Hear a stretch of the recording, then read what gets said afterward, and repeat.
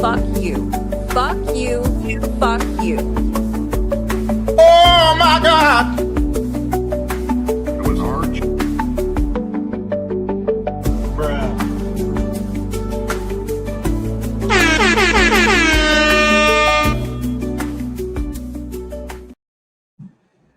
And welcome everybody. Hey, when you hear that music, you know it's a throwback to the way we used to do things. So welcome on in. Tonight is Thursday, September 4th. And you can obviously see, I don't even know what the day of the week it is, but welcome on in. And I'm glad to see everybody. And tonight it's going to be no holds barred. So welcome on in, everyone. I'm glad to see you. Bruh. Except for those of you who are the creepy lurkers and the cyber stalkers, the paid trolls, and the controlled opposition, and the overall retards. So welcome on in, and those of you who are new, welcome on in. Come join the chat. Everyone's harmless here. If anything, they're just really nice people and great to speak with and talk to. So come on and join the chat if you're new, and as long as you're nice to everyone, everyone will be nice to you. And if you're on the replay, please do us a favor and hit the comment section down below, because the comment section is a wonderful opportunity for those of you on the replay to get in on the conversation. And we love talking. Tonight's show is a special one. We're going to call it Delphi Q&A with the chat, which is going to give you all the opportunity to ask each other questions, ask me questions, and just ask rhetorical questions in general, because, hey, what's wrong with that? That's what we've been doing for years. Okay, that's what we've been doing for years. So I don't see the problem. Okay, with asking questions.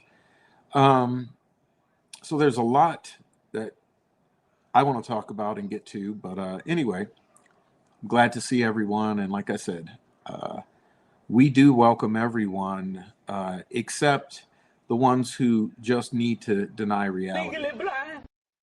Yeah, yeah, those who make excuses for the inability to have civil, productive discussions, even when they disagree. So anyway, I haven't done my sound check, but I'm assuming you're hearing me. And that's what we're doing. My name's the Prof. My chatters here, I refer to affectionately as the Prof's crew or whatever they want to be called. And so welcome them as well. Um, let's see. I want to remove this. Can I figure out how to work my own channel? There we go. So we're going to do something special as well. I don't know if any of you down here in the chat have my Substack address, but someone please post the Substack in the chat. It's called Read the Prof. Okay, Read the Prof at Substack. And I decided I'm going to do something new, which is I'm going to give a free membership to the Substack every show for the time being. Okay, so that's going to work like this. Anyone who donates $20 or more is going to go in the randomization at the end of the chat. I mean, at the end of the show. And at the end of the show, I'll choose someone out of the donors or super chatters, and that one person will be gifted a Substack membership. Okay.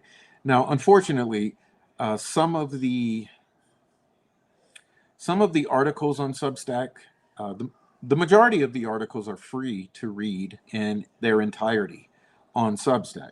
However, some of them do have a paywall partially through so that you can only get the preview of what is contained in the article. But I highly recommend that you guys go and check out the Substack. I posted a new one today, and I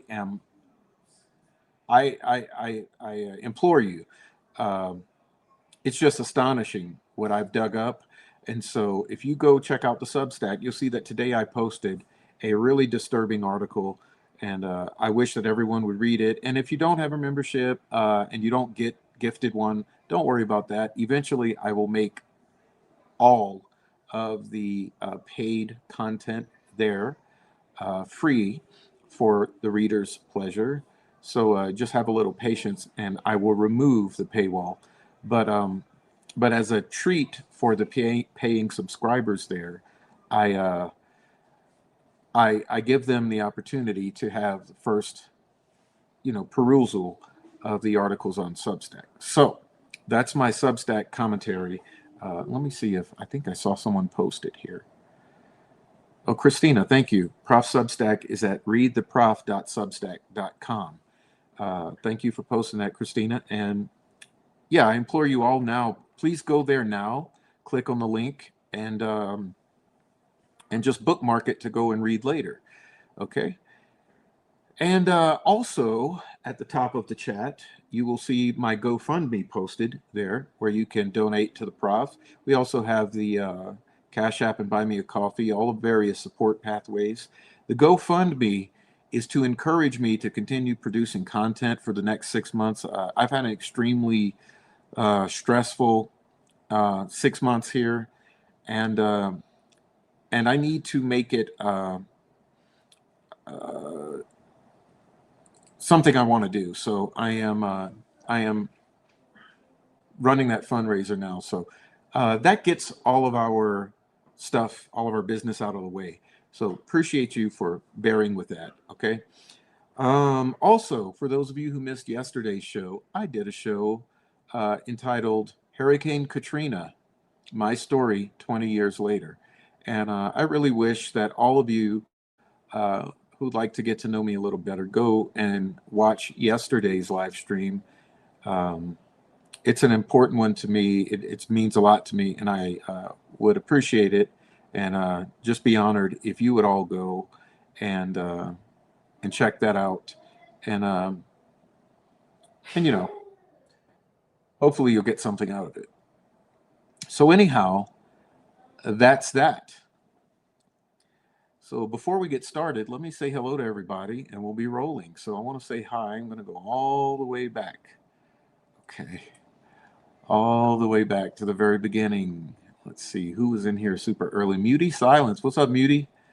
Muty was first in here and beat Shibby to it by 1 minute. All right, Sweet Dude Shibby, Old Mort, New Mort, Carol, Ninja Warrior Assassin, David Rogers, Quad Axel, Samantha Springman, Elizabeth Jones from Scotland. Hello. All right. We got Miss Pie Crust,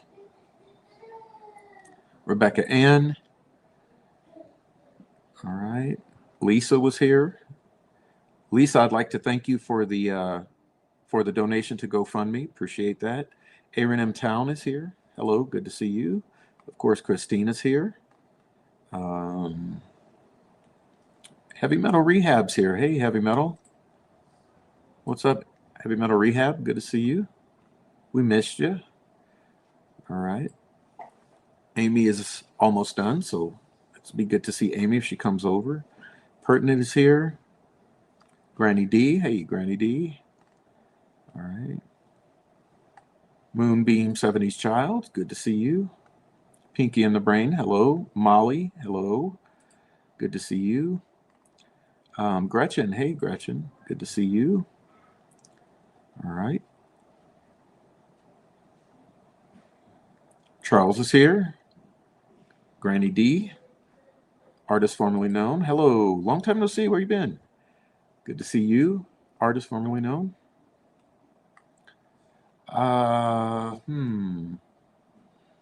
Carol's here. What's up, Carol? No circle. Teresa's here. Hello, Teresa. Oleg Cat's here. Good to see you, Oleg. All right. Dom S. What's up, Dom? All right. Good to see you. And I don't want to miss anyone. Hey, Mandy's here. Good to see you, Mandy. Hey, Mark Ellis is here. Good to see you, Mark. How's that foot? All right. Jake Brooks. Hello, sir. Welcome, Jake Brooks. Let's see. Okay. Hey, Heavy Metal. It's fine. It's fine. Hey, Heavy's here. What's up, Heavy Metal? And Heather. Heavy and Heavy. Kind of difficult there. All right. So good to see you all. And anyone else who comes in, hey, we'll just greet them, okay? It'll be good to see them. So, guys, the news has been popping off. You know, really popping off. I think there's so many good things afoot, and that's something to be encouraged about. So I want to begin tonight with sharing together a recent announcement from the feds that's absolutely mind-boggling.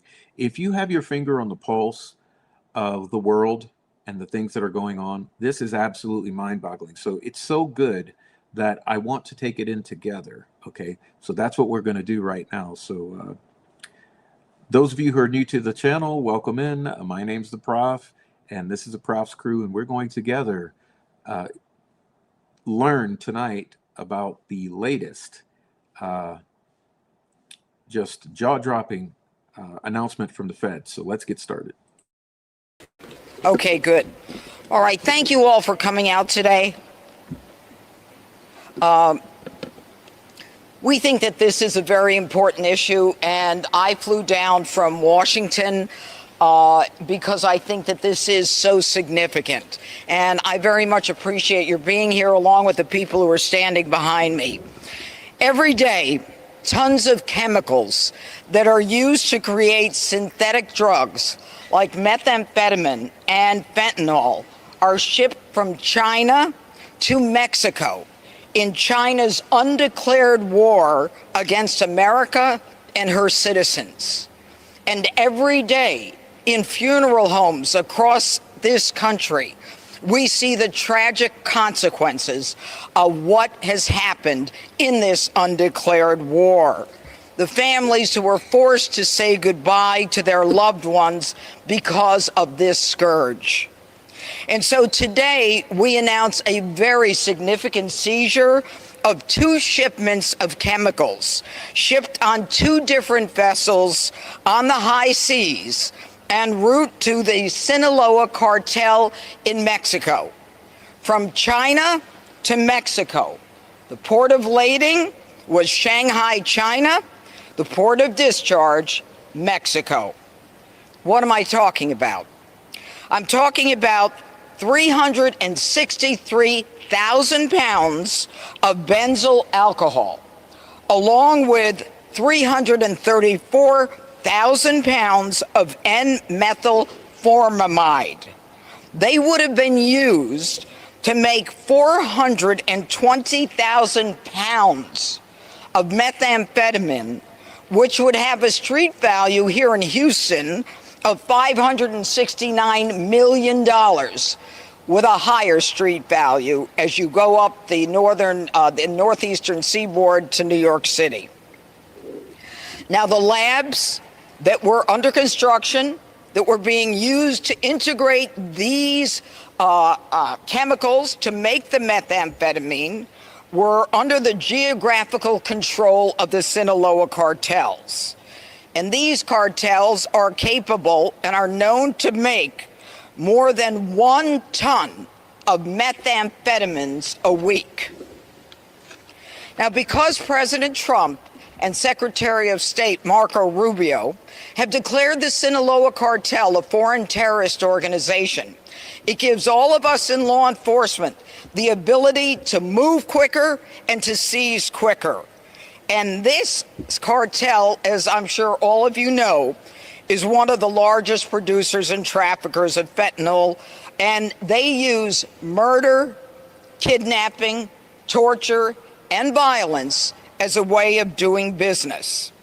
And let it be known that anyone who is working with them, whether they claim innocence or not, if they know that they are providing material support to terrorism.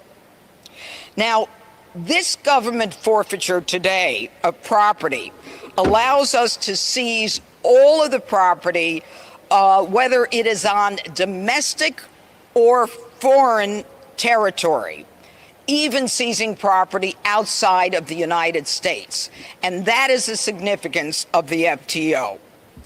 Now, when you have a chance, I want you to take a look at the barrels behind me. There are 1,300 barrels filled with precursors to methamphetamine. It will take 24 18-wheelers to take these precursors to a storage facility in a safe location. I'm going to say that again. It will take 24 18-wheelers to take these barrels to a storage facility in a secure location. So today's interdiction highlights an incredible work that has been done by the Homeland Security investigation, as well as Customs and Border Patrol, and my office in Washington, D.C., that was on this case, because this is what we do wherever it occurs. And we will continue to stay on top of these organizations and on top of the movement of these precursors throughout the high seas to prevent them from making it to the United States. And let me say that this interdiction has stopped the drug labs that were planned on producing meth from operating. Now, how do we get to this point? We do it because we've got smart people behind me. We got people who understand drug trafficking, they understand money laundering techniques, and they understand transportation distribution, and they analyze, and they are just smart as hell. And thank God for every one of them. And I want to thank them for being here today and for the work that they do. And before you leave, I want to make sure that you look at those 1,300 barrels, And I want you to have a visual of dead Americans instead of where those barrels are, because that's what would have happened. Now I'm going to call upon Homeland Security investigation, the agent director, Todd Lyons, and after that, the Custom and Border Patrol Director of Field Operations, Judd Murdoch. Todd? Thank you, ma'am. You don't have to step on me. Hey, Don, what's up? quiet. Welcome in, Don. Welcome in, Steffa, trial junkie. Good afternoon, everyone. My name is Todd Lyons. I'm the Acting Director of Immigration and Customs Enforcement. First off, I want to begin by thanking the U.S. Attorney. She's been an amazing partner. She's been side by side with us all the way with Homeland Security investigations and ICE. And it's because of her and her office we could have successes like we had here today. I also want to thank Customs and Border Protection for hosting us today, as well as all the other law enforcement partner agencies that were involved in this seizure. The FBI, the DEA, the Department of Defense Joint Interagency Task Force, U.S. Northcom, as well as the Texas National Guard. In recent years, the number of drug-related deaths in America have grown to more than 100,000 casualties, and that's just way too much. This tragic and senseless loss each year has ensured that since President Trump took office, that's his #1 priority, is taking these weapons of mass destruction off the street.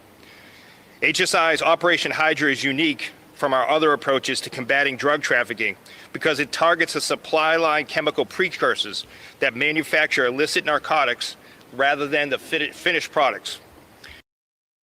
Okay, and that's a really important point. Don't let it slip by you. Seizing the precursors, because the product is finished in Mexico and the US, but they're seizing the precursors to stop. As a result, it's possible for HSI to prevent much larger volume of narcotics entering the international and the domestic drug supply lines. These two shipments originated from the same vendor in China and were destined to go into the hands of the Sinaloa cartel. Had these precursors made it to their destination, they would have made hundreds of thousands of pounds of methamphetamine with profits of over $500 million. Hundreds of thousands of pounds of meth. So this was just stopped for the cartel. The hundreds of thousands of pounds of meth that will not be produced or sold, which would lead to more American deaths here, not only in Houston, but all across the country. Under this operation, HSI used sophisticated analytical tools and techniques, as well as our extensive investigative tools and our deep knowledge about cross-border trade to ensure that we identify these shipments before they got into any illicit hands. This marks the first time a seizure warrant was issued for the material support of terrorism. So let me just say that again.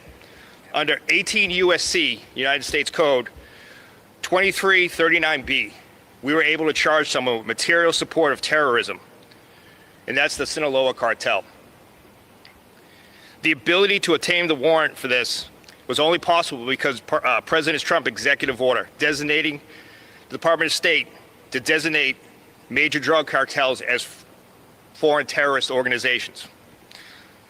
After seizing these two shipments, HSI International worked closely with our foreign law enforcement partners to consolidate the shipments in Panama and divert them here to the port of Houston. Our agents in Guatemala, Panama, and Mexico provided significant support to our Homeland Security investigation team here in Houston throughout this whole investigation. Operation Hydra continues to be a tremendous success to bolster our efforts to combat drug trafficking. Operations like this is key to our Homeland Security Task Force. The amount of partners that work together to take these illicit drugs off our street is key to making America safe again. I can't thank all of our partners enough, and I can't thank you, U.S. Attorney, for everything you've done for us to take these deadly substances off our street. Thank you. Appreciate that. Okay, and see, the point that I'm making is this is strangling. This is choking the beast. Okay, hope you all understand that. Again, good morning. My name is Judd Murdoch. I'm the Director of Field Operations for the Houston Field Office for U.S. Customs and Border Protection. I truly appreciate the work of U.S. Attorney Pirro and her team to my left, as well as our other federal partners that are here with me today. I'm honored to speak briefly on behalf of the men and women of U.S. Customs and Border Protection who are committed to protecting the American people and our nation's borders. The seaport environment here in the Houston-Galveston area presents unique challenges to the national security and border mission that we carry out every single day. Global criminal networks and designated terrorist organizations work to exploit our borders in many creative ways to move dangerous people and dangerous things here to the United States. The many barrels of precursor chemicals that are behind me are directly linked to one of the most dangerous and deadliest terrorist networks, the Sinaloa cartel. If you're unfamiliar, the Sinaloa cartel is one of the most violent and brutal terrorist organizations in the world. They have produced and distributed record amounts of drugs worldwide and are responsible for countless deaths, devastation, and destruction of communities in the United States and abroad.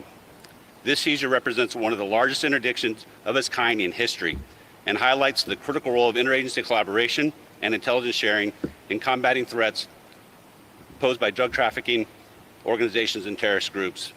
It's precisely why we bring our many unique areas of expertise together to form these law enforcement partnerships to combat the enemy. The Sinaloa cartel activities are not merely criminal, they are acts of terror that threaten the safety and security of our nation. By targeting their supply chains and disrupting their operations, we are sending a clear message. DHS will not tolerate anyone or anything that wants to harm our community.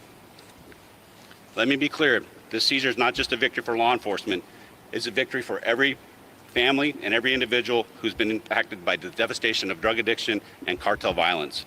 We will continue to stand vigilant, using every resource that we can throw at this problem set to protect our borders and dismantle criminal organizations and terrorist organizations. Again, thank you very much for being here today, and a special thanks again to the U.S. Attorney for being here with us as well.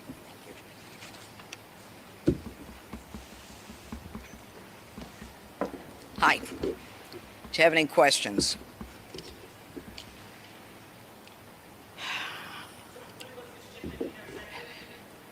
When was it intercepted? Like a week ago? When did we intercept it? Yeah, within the last week. Within the last week, we had to unload it. It was in the big cartons. What do you call those cartons? The shipping containers. Yeah, you know those shipping containers that you see. That we had a lot of those containers, and the barrels are then in the containers. Don't look so worried.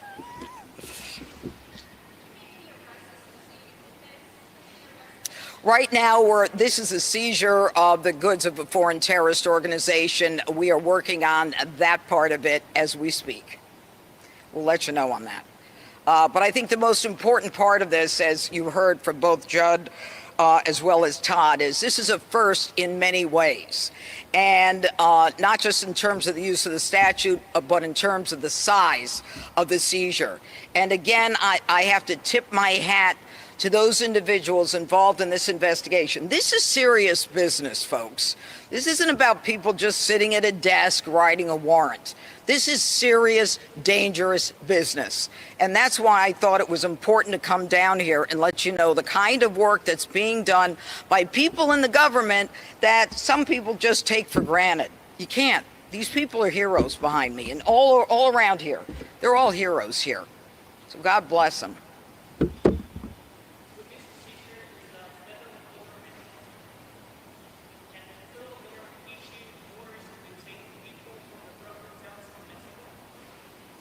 Well, whether or not we're in a position to make arrests in Mexico, which is what you're asking, is not something that I'm at liberty to speak about right now. But thank you for the question. Yeah, they're working on that part of it now. You know, that's to follow. But there's also another huge announcement regarding other arrests for other chemicals that the FBI made yesterday. And we're not going to cover that tonight because I want to really highlight this particular incident. And they are downplaying it. We're going to read this later. But this is the largest in world history. Okay, this is the largest bust seizure of these precursors in world history. You keep going.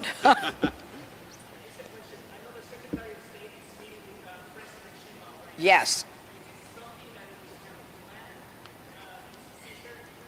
No, no. This seizure is not planned in terms of anyone's schedule other than the schedule of getting it off the high seas, getting it here into Houston, getting it off the ships, and, you know, locking it down so that we prevent it from going to the cartel. It's got nothing to do with politics. Nothing. Other than the fact that this is the first president who decided that the Sinaloa cartel is a foreign terrorist organization that gives us the ability to move quickly and gives us the ability to seize property anywhere in the world if it is connected to one of these organizations. Yeah. In the world. Oh, yeah. Let me be very clear. This is the hard part. Finding the Americans who are violating the law is the easy part. So don't think you're going to get away with it and make a quick few bucks and no one will know. We know. You'd be amazed at what we know. We may be following you now, waiting for you to go to the next guy. We may be watching you and not ready to take you down. So don't risk it, because you're going to jail. Yeah, I mean, let's be clear. Let's be clear. Yeah, There's a whole bunch of people shitting their pants right now because of the past few weeks of action that has basically decapitated this entire enterprise. And listen, there will be real world effects on the streets of Indiana. You bet your ass. Head, Todd. This is the largest seizure. Todd, over here. Yeah, to answer your question, yes, this is the largest seizure of any precursor chemical ever in the history of the United States. So to the U.S. Attorney's point, you know, President Trump has made sure that these criminal organizations that are now designated as foreign terrorist groups, they're giving us the ability to go ahead and track these precursors before they even get here. So I think the key to it is, not only is it the largest seizure in the history of U.S. law enforcement, but this just shows that we were able to stop a threat before it actually came on to U.S. soil. And that's the key part of this, I think. Yeah, yeah. To have the ability to stop it when previously we could not under other administrations. It's recognizing the danger to America. All right, everyone.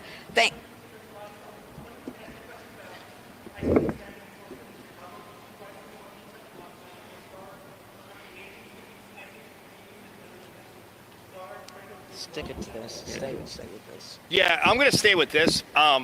This is key because, to the U.S. Attorney's point, we need to be focused on what the men and women of law enforcement do. So the men and women of HSI are out here serving this criminal warrant, and we're going to do this nationwide, whether it be international trafficking, human trafficking, any type of criminal immigration enforcement operations. ICE and HSI will be all over every major U.S. city, so you can count on that. Whoa, let's hear that again. Let's hear that again, because, man, he slipped that one by. Listen to that one. International trafficking, human trafficking. Oh, sorry, not far back enough. Here we go. To the U.S. Attorney's point, we need to be focused on what the men and women of law enforcement do.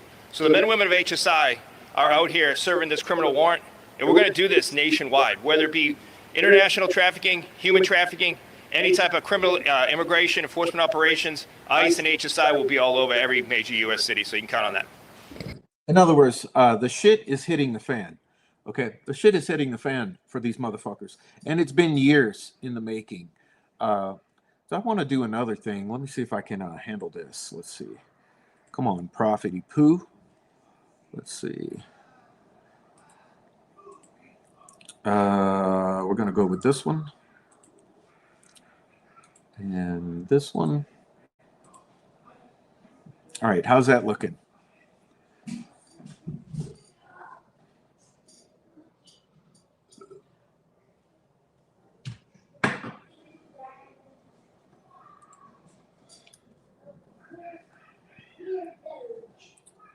All right, it says, this is just another reiteration of what we're talking about. Okay, it says more than, well, it's called U.S. seizes 300,000 kilos of meth precursor chemicals sent from China, destined for Mexico's Sinaloa drug cartel. Okay, the operation in Houston was the largest seizure of such chemicals ever by U.S. law enforcement. More than 300,000 kilos of chemicals used to produce methamphetamine and intended for clandestine labs controlled by the Sinaloa drug cartel in Mexico were seized this week by agents with the U.S. Department of Homeland Security's Homeland Security Investigations at the Port of Houston, announced U.S. Attorney for District of Columbia Jeannie Ferris-Piro and Acting Director Todd Lyons of U.S. Immigration and Customs Enforcement. This is the largest seizure of precursor chemicals used to manufacture methamphetamine in U.S. history, said Attorney Piro. China was sending over 700,000 pounds on the high seas to the Sinaloa cartel before my office seized them, because President Trump and Secretary Rubio declared the Sinaloa cartel a foreign terrorist organization. We can now strike faster and hit harder. This marks the first time a seizure warrant was issued for material support for terrorism. Acting Director Todd M. Lyons of U.S. Immigration and Customs Enforcement.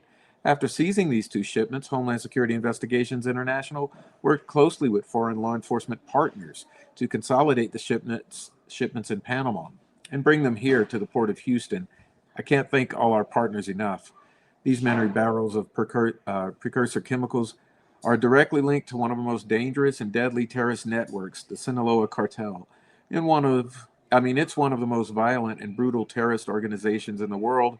They are responsible for countless deaths, devastation, and destruction of communities in the U.S. and abroad, said Director of Field Operations Judd Murdoch of Customs and Border Protection, Houston. This represents one of the largest interdictions of its kind in U.S. history and highlights the critical role of collaboration and intel sharing in combating threats posed by drug trafficking organizations and terrorist groups. The chemicals, which originated in and were sent from China, could have been used to produce nearly 190,000 kilos of methamphetamine, worth about $569 million, if they had reached their intended destination. Instead, agents seized 6 shipping containers of benzoyl alcohol, a solvent used in the manufacture of pharmaceuticals, weighing 164,880 kilos, and 6 shipping containers of N-methylformamide, another liquid organic solvent, weighing 151,560 kilos. To put in perspective the impact of the seizure in fiscal year 2024, U.S. Customs and Border Protection seized a total of 78,925 kilos of methamphetamine along the entire southwest border.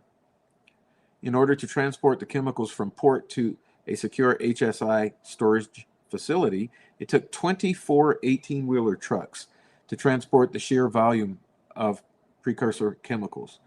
In 2023, more than 34,800 Americans died of overdoses from psychostimulants, primarily methamphetamine. That's 34,800 Americans just in 2023.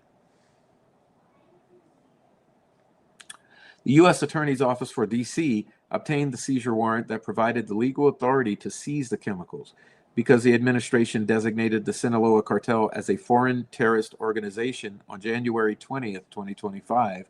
The designation provided federal prosecutors in the district the authority to execute the seizure under the terrorism forfeiture provision.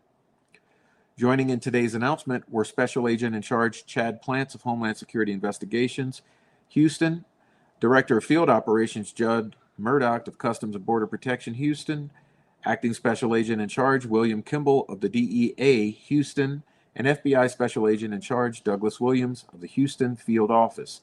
The matter is being prosecuted by the U.S. Attorney's Office for D.C. as part of its cartel elimination effort, a collaboration between the office's National Security Sections, Threat Finance Unit, and Violent Crime and Narcotics Trafficking Section. The effort is also part of the Attorney General's February 5, 2025 directive, calling for the total elimination of cartels. Listen to that, okay? Look at that phrase there, because this is legal speak, and these people do not mince words when they do legal speak, okay?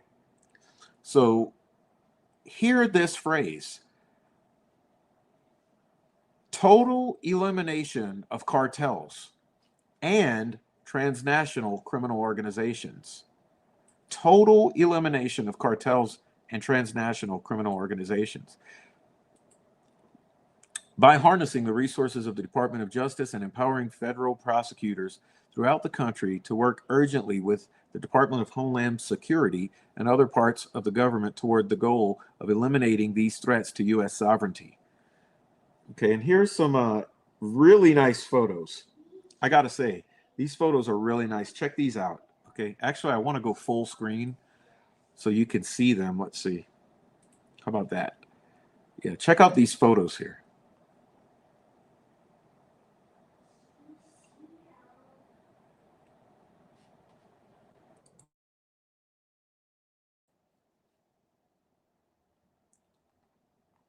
Look at this one. It's an entire warehouse. What did he say? 1,800 barrels or something? 1,800 barrels, 1,300 barrels, somewhere in there. 1,500 barrels. Very well packaged.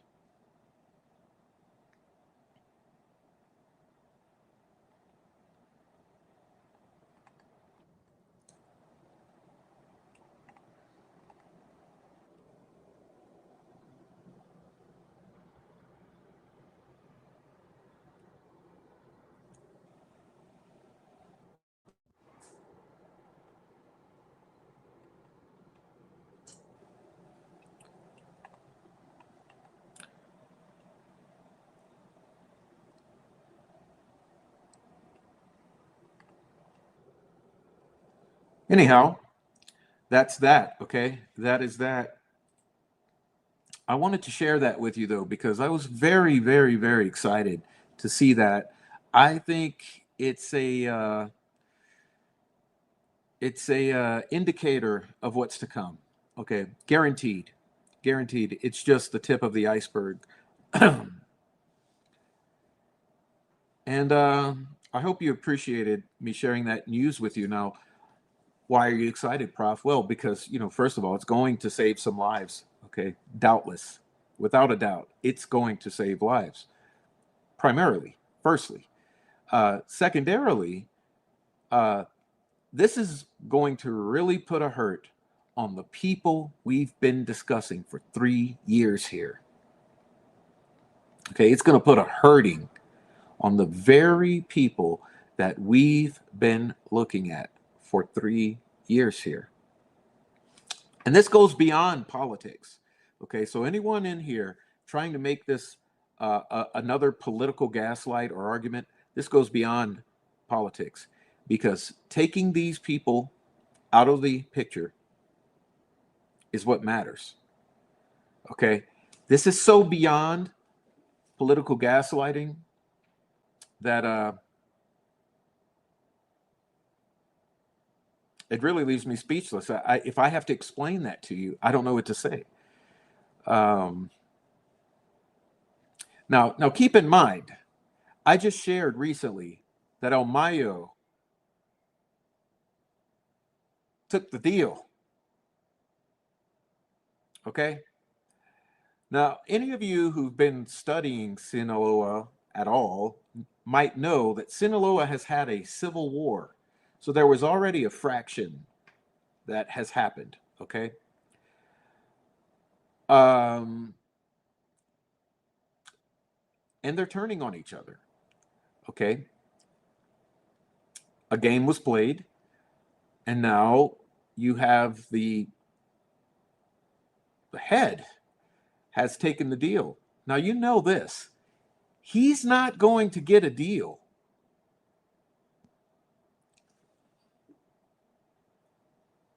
in which he does not have to give something.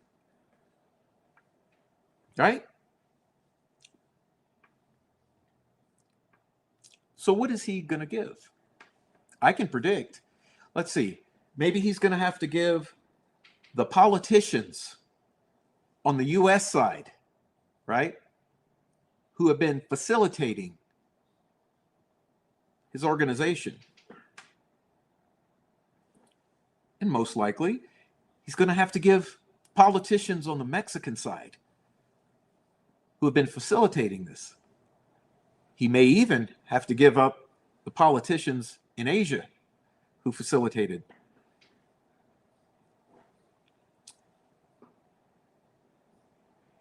So you see where I'm headed with that. This entire deal is falling apart right in front of our very eyes. Thank you, Rebecca. Thank you. And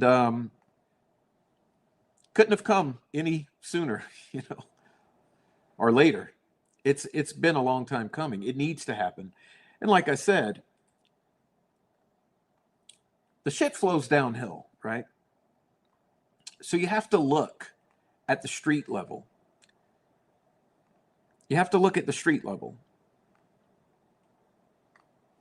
So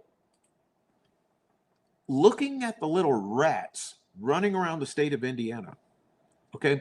Now let's be clear. There's a highway. It runs, and by highway, I don't mean a single highway. I'm speaking metaphorically. There's what's known as the Sinaloa Highway, which runs from the border, zigzags on up to Chicago. All right? And everywhere along the way, there are rats that run the streets and traffic this shit all over the country to your uncles, your aunts, your nephews, your nieces, your daughters, and sons. Okay? So it's very much my opinion that this is going to put some hurting on the very people we've been talking about running these criminal networks on the streets of the United States and Indiana. Let's see.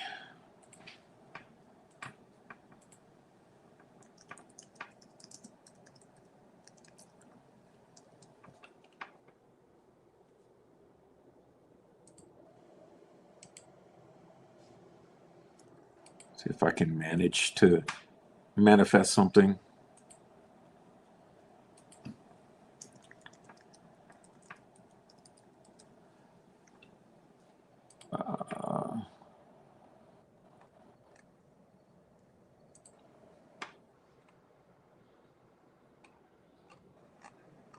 No, I don't have time to deal with it right now, so I'll let it go. But anyway, I thought that was a great way to start the show tonight. But I would bet that the dominoes start falling, okay? Because he's going to give up this one, and that one's going to give up this one, and this one, and this one, and this one. And I don't think it'll be too long until the intelligence gathered is going to be overwhelming to the extent that many arrests will be able to be made. Okay? Okay, so let's see. What do I have going here? So I guess I'm ready to move into the next part of the show, which is where we talk. So so let's see. Let's see what we got here.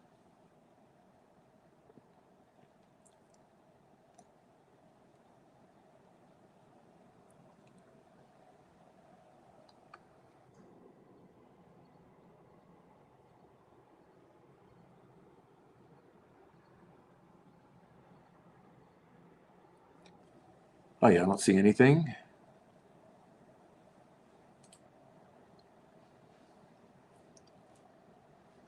Okay. So yeah, if you have any questions, let's do a Q&A. Maybe I'll ask you questions. Maybe you'll ask me.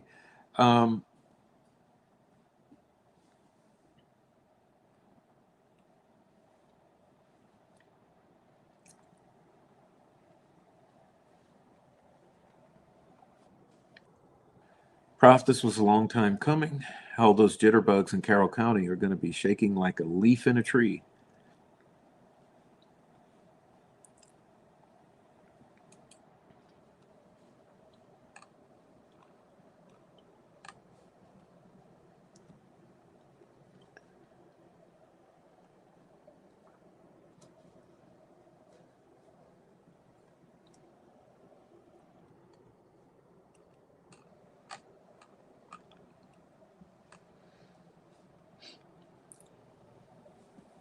Yeah, sure, Lisa. We will do an AI assisted. The prof is no expert on that, but we'll do an AI assisted deep dive on the history of cartel activity in the U.S. But you very well know that it's very obvious that mm,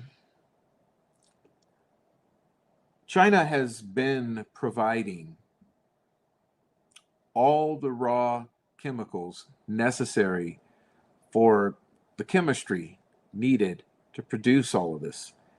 And that's just zero question. For instance, what was discussed yesterday by the FBI was, I think they were in Ohio, and they were discussing other seizures and indictments wherein these chemical cutting agents for fentanyl production were also seized on the high seas. Okay, so I think what's truly has been happening is China's not shipping out any drugs per se. They're shipping out everything in bulk in extremely large quantities. Entire uh, uh, ocean liners filled with barrels of this stuff that's brought into South America, Central America, Canada, and the U.S., and then used then to manufacture the drugs that the United States runs on, right? Think for yourself, how many addicts do you know in your family? Think of the opiates and anything else. Just think of the number of family members you have who may have a connection to abusing mood altering substances. And then take a look around you and then think of that times millions.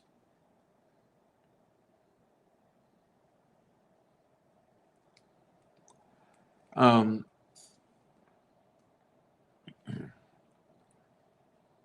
okay, let's see. I saw another Q in the chat. Let's see. That's what I'm looking for. Bring the Qs, guys.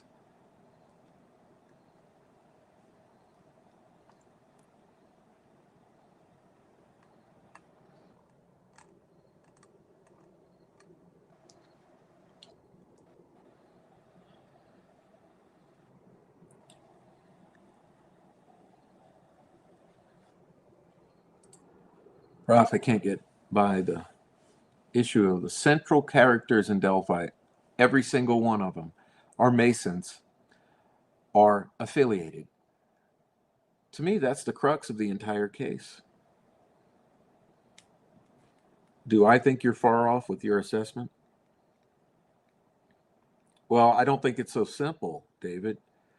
Um, I think that it's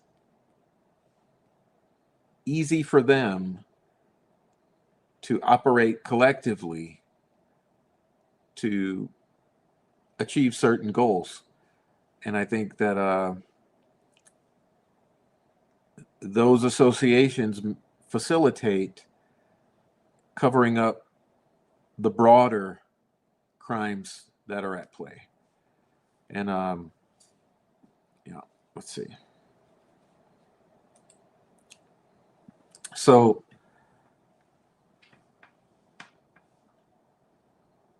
I just find it odd. I think that this community has allowed a lot of people to come in and just bust on into the door, kind of like Carol does. Carol busts into the chat. But this community has allowed some creators to just come on into the community and bust on in and try to take over and and uh, and be loudmouths and distract,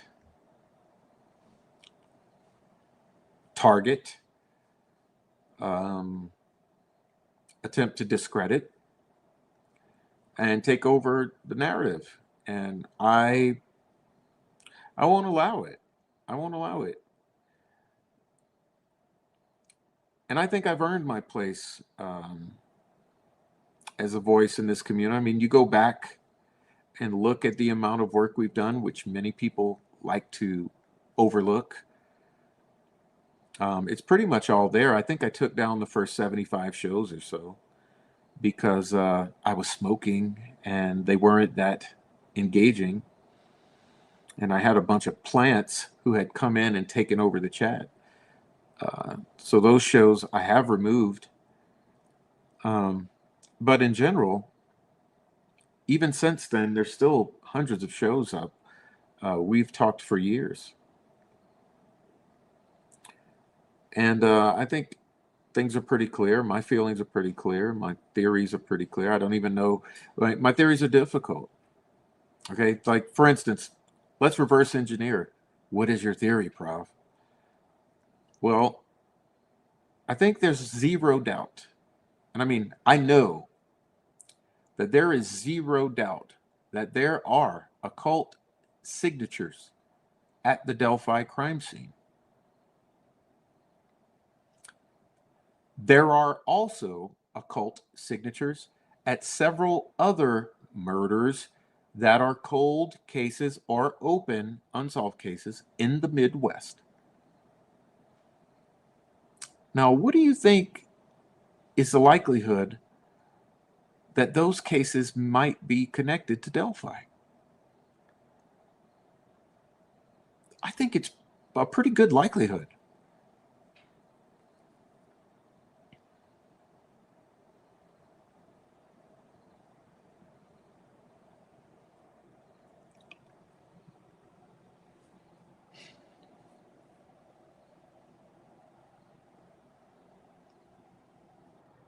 I think for years, we speculated that this group or this crime in Delphi was committed by a group of individuals. A group of individuals. I would assume 1 to 2 handfuls. How is it that we so quickly forget that and move beyond it?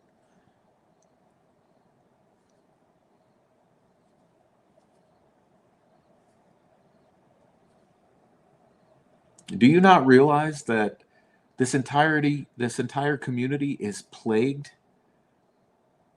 by an effort to distract you from these very obvious and simple questions and conclusions? Like, seems to me very fucking clear that we're dealing with more than one person with this crime. Seems very clear that there are absolutely occult signatures left at the crime scene. Seems highly likely that drugs are involved in the entire scenario. Meth, heroin, others.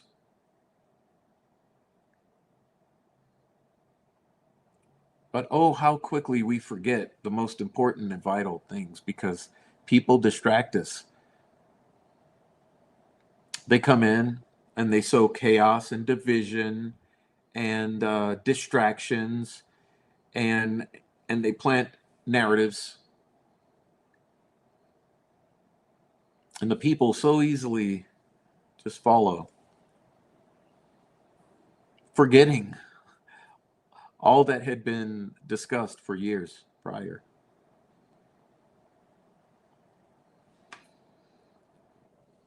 Anyhow, enough lecturing. Let me go back and see. I saw some questions here. Let's see.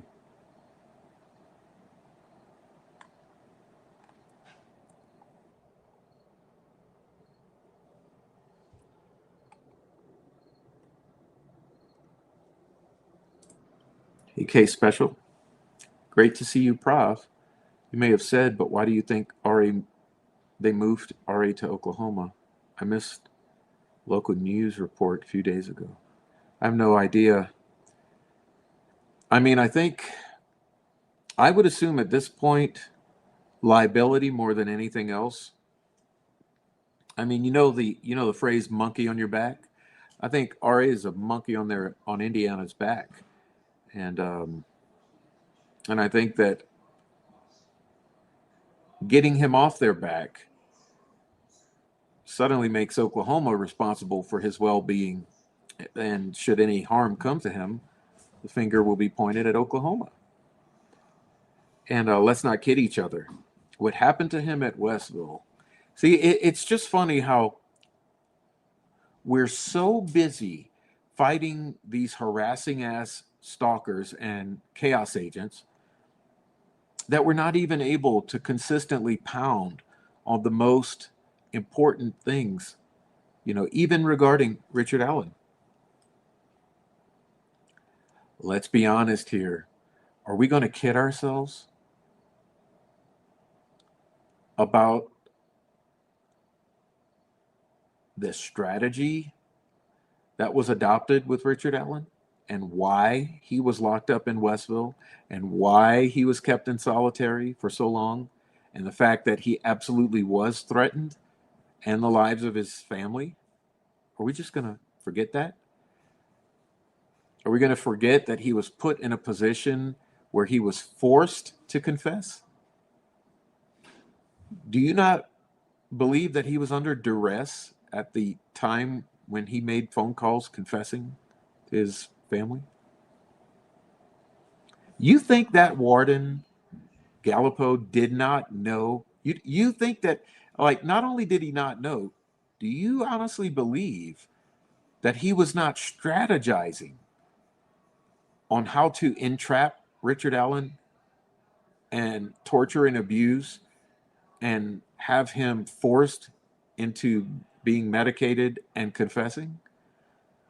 Do you think Monica Walla was not intentionally trying to coerce confessions out of him using her sexuality and drugs? Like think about this.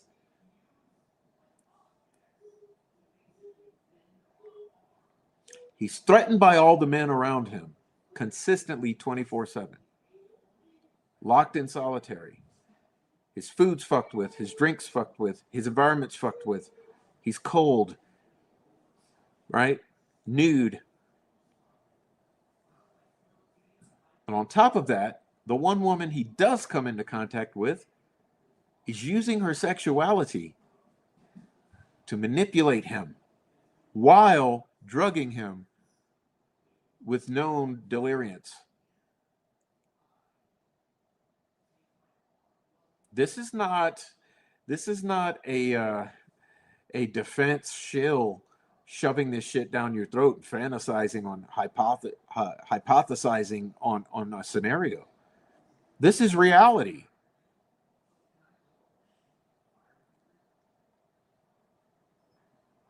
You see, the ones who tell you different are the manipulators and gaslighters and liars and state shills. The ones who would say, oh, it's crazy. That never happens. Only good things happen in prisons. Mm-hmm. As if, like, serious guys, you go and you watch a whole bunch of videos of people who have been imprisoned and who are out, and listen to them tell stories. And you'll know what really goes on behind prison walls. And trust me, there's nothing politically correct about it. There's nothing right about it. There's nothing normal about it.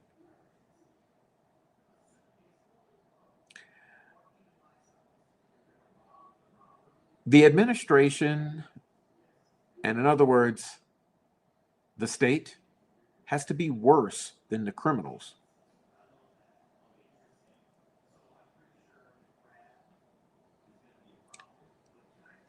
I mean, this is what alpha male is all about, right? Alpha male. You're the biggest, baddest on the block. Well, what do you think these correctional officers are and wardens? They're the biggest and baddest on the block. They're meaner. more conniving, more sinister. It's reality.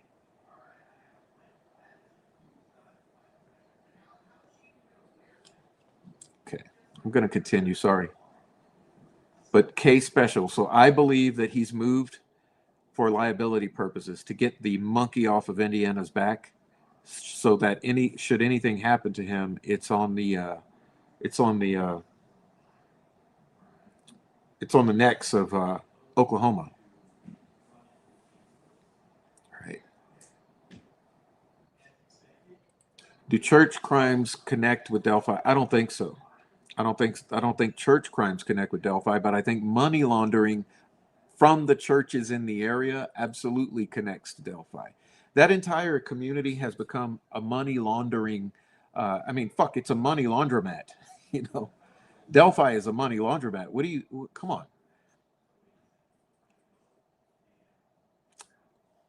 The churches in that entire area are likely part of a network that is laundering the money for the entire community.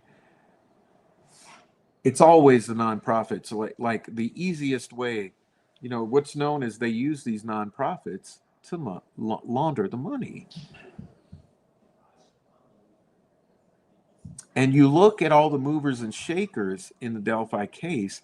Oh, just so happens that they all have their hands in 501c3s. And yes, I mean McCain's and Patty's, and then all of the above.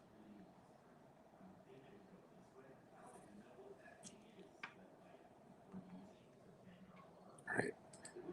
Jake Brooks, the first press conference that Doug led was a couple days after. He had to bridge the blurry guy, the family narrative. Do you think top brass was covering from the start? Yes. Yeah, it's a good point. Someone made a video not long ago. But you remember Riley?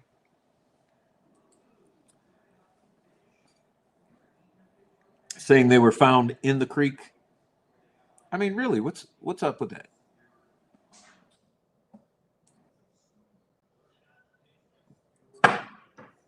And realize when Lesenby corrected him about the name of the creek, he didn't say, no, he wasn't found they weren't found in the creek.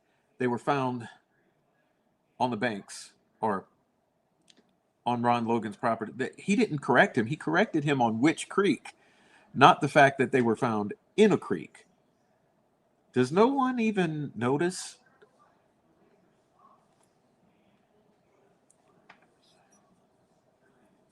Cover up from before day one has been my catchphrase. Delphi's been a cover up since before day one. That's my tagline.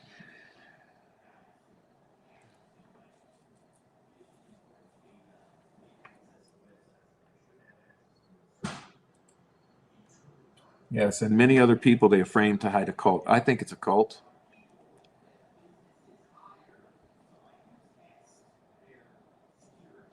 Okay. Doug Carter was controlled opposition from the start. Yeah, that's why you always got riddles. See, we always thought he's the good guy giving us the riddles. He's telepathically intimidating the perpetrators, or he's giving us hints. No, fuck. Doug Carter was bullshitting from the beginning. He was controlled opposition from the beginning and a distraction, and that's why everything was a riddle.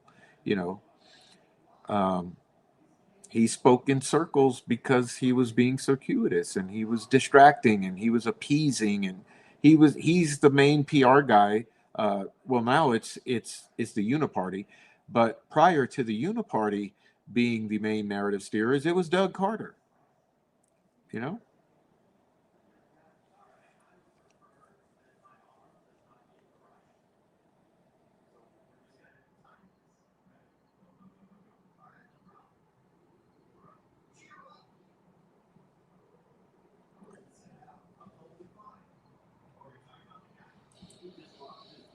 Any comments on someone involved in Delphi pretending to be the Stevenson's granddaughter online? Yeah, I'll refrain from comments, but you know who that is. There's some people who have theories about who that is. I think it's interesting that Rick Allen worked at a pharmacy. Maybe he didn't play ball with the goose that came in and he was an easy target to blame. And Holman oversaw. Sudafed. Yeah, remember Holman was the meth guy, right?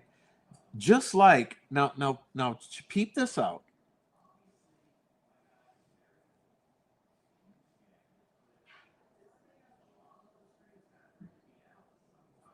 Brock. Wasn't he the meth guy as well? And he's over Flora. So the guy over Delphi was the meth guy, and the guy over Flora was the meth guy. But sure, meth has nothing to do with either of those crimes. Never would. And meth also has nothing to do with the biker gangs and the clubs in the area. No, sure, never would. And sure, meth has nothing to do with the law enforcement in the counties. No, sure, never would. There's no such thing as methamphetamine. No, not at all. It's just a coincidence that this imaginary drug, that's the lifeblood of that economy, it's coincidental that the lead detective over both Flora and Delphi, both lead detectives were heads of the meth unit for Indiana State Police. Just coincidence.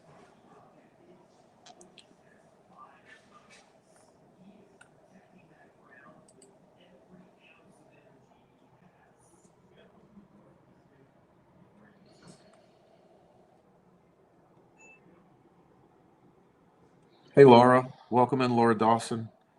Welcome in, Keith Kellogg. Anyone else I've missed? Digital. Welcome in, everybody.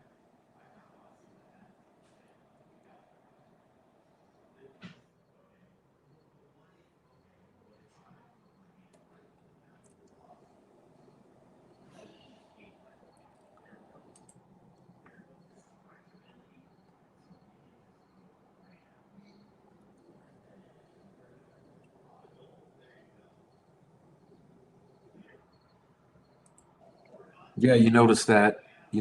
Yeah. Doug Carter is now going to be the official spokesperson for hating Braun. Good.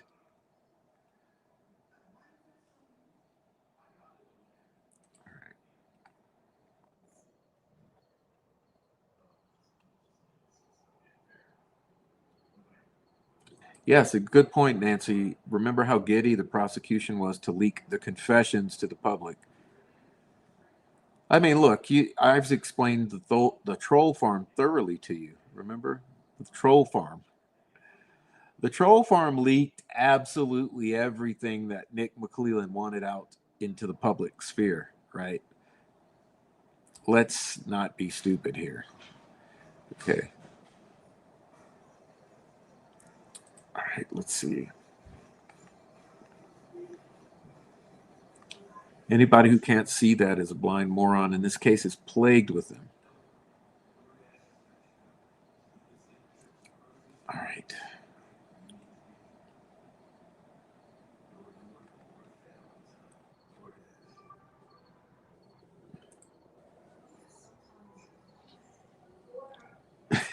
Exactly, Prof. Put a man in solitary and send in a succubus face all painted, smelling like roses. I confess anything to her. All right. Psychopaths lie to you and call you a liar when you see it. Well, yeah, so do narcissists. They're only a hair's breadth away from each other.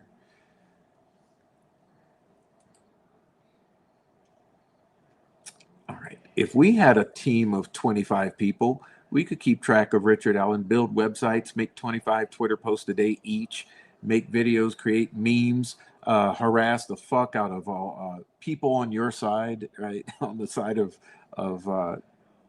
Rick Allen is wrongfully convicted. Dig into strangers' backgrounds, dig into their family, into their social media, family social media, work full time and live life. Easy peasy. Yeah, it's called the Mean Girls. I mean the Cranks. I mean the Troll Farm. I mean the Uniparty. Okay. All right. Thank you. Let's see. You think FBI moved him? I don't know. I mean, hey, I do think he's probably better off in Oklahoma than anywhere in Indiana. I mean, to be further away he can get, probably the better. Okay. All right, let's see.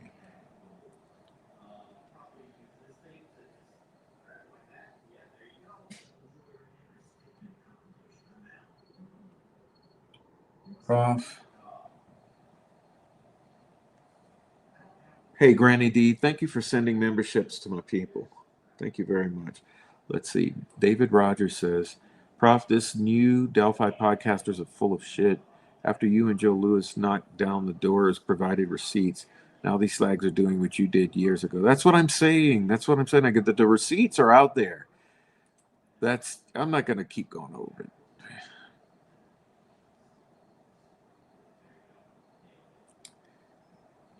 Okay. Creek would affect jurisdiction. Hey, Sunflower Soul, couldn't keep anything on record as happening in the creek. Yeah, I get it. You know, and that's a very good point there. I mean, let's think about this. Were they in the creek, and were they moved out of the creek? I don't know. But if they were, you have to. I would reverse engineer it in this way. If they were moved out of the creek, there has to be a reason, because you don't touch dead bodies for no reason, right? You don't touch the dead bodies for no reason. So let's say they are in the creek. If they're moved out of the creek, there absolutely must be a damn good reason to move them out of that creek.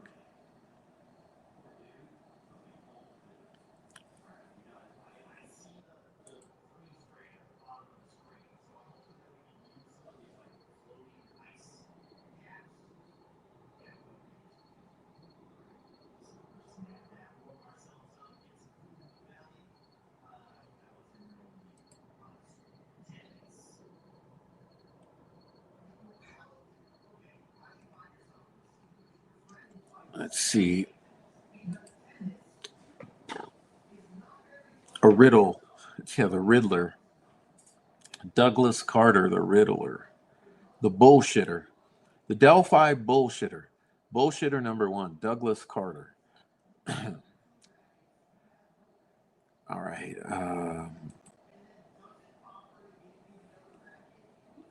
Keith Kellogg.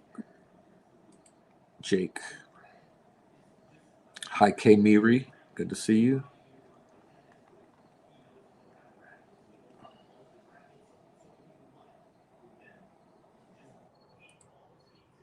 Rick didn't have any connections. He knew nothing on people in power. So he was perfect. Brad, Patrick, and all those guys have big mouths and would have told on too many people. I have a hypothesis your work has not met the masses yet. When that happens, it's over for Ellie.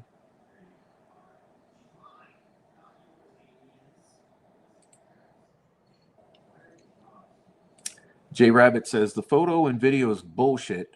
You're telling me they had that from the beginning, went to trial, got a conviction, and they are all convinced that be a gun statement? It's all bullshit. Yeah, you know why else it's bullshit? Let me stop to make this point. And this is where it's going to hurt. Okay, this is where it's going to hurt. Question for you guys. Remember this. 10 questions for the mean girls. That means the cranks on the BG video leak controversy. How did the video from Liberty German's phone extraction get onto the website? And whose hands did it pass through between it leaving Baldwin's office and it being posted on the website? Who handed it from Baldwin to the next person? Was it Osbrook, as he claimed? Who passed the video to Luke? Was it Angela, as Osbrook implied? Was it someone else? What really happened without all the sidestepping and sleight of hand? When we mention chain of custody, we mean please detail each and every person's hands the video passed between, all the way from Andy Baldwin's office to its eventual release on the website. Please provide receipts every single step of the way for all the things that you are claiming. Was there a coordinated plan for the rollout of the video to be set into motion by the posting of the notice of appeal on my case across multiple YouTube channels, i.e. R&M Productions, Criminality, and Andy Copsa? Who was responsible for this coordinated rollout? Why, during your breaking Full Bridge Guy video released live stream, did Angela Sedlowski act as if she had no idea who released the video, no knowledge of its pre-planned release, and no knowledge of who was behind the website, when we now know that all not to be true? Did Andrew Baldwin knowingly give the video to you all with the intent that it be publicly posted on the website? If so, who did he personally give the permission to, and in what format? Text message, email, or phone call? Please provide receipts for this permission if it exists. Why did Mr. Baldwin initially outright deny that the video came from him? And why did he and Jennifer Auger then write a press release condemning you all for the release? Who specifically blackmailed the defense in order to prevent them from publishing this press release they had drafted condemning you all for the release? And what was the exact nature of the threat? Why did you all attack those asking reasonable questions, pertinent questions regarding the video's release? Are there any of the basic questions ever going to be addressed about the leaking of this video with direct and honest answers? Remember all that? Let me ask you a question. So now you're all familiar with the video, right? The video that I said just doesn't look right, right? That video? Let me ask you a question. Why has the judge not released one iota of evidence regarding that video? Answer it. That court has released nearly every other piece of unsealed evidence or exhibit. Every exhibit that is not under seal has pretty much been released. Let me ask you this question. Why not the video? Why not the enhanced? Why not the zoomed? Why not the audio enhanced? Stabilized? Nothing. Is the world supposed to be satisfied with the video that was leaked on this website?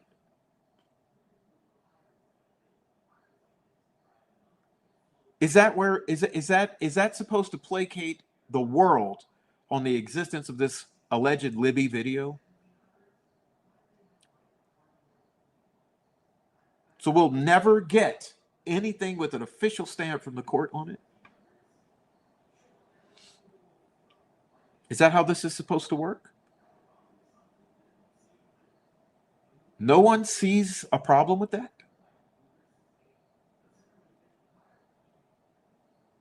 Does no one have a problem with that?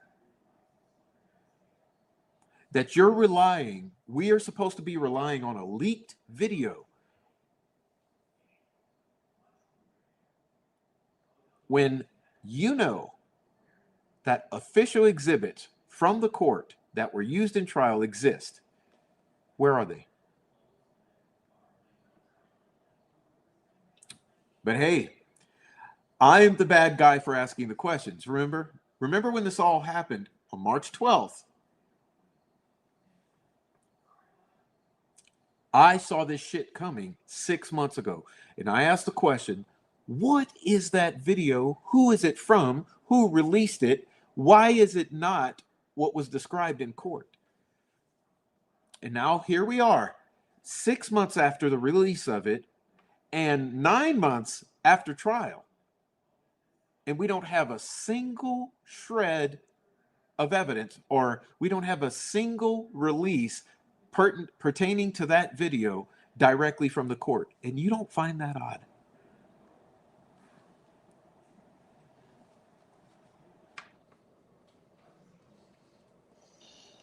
That be a bullshit, as Noah used to say.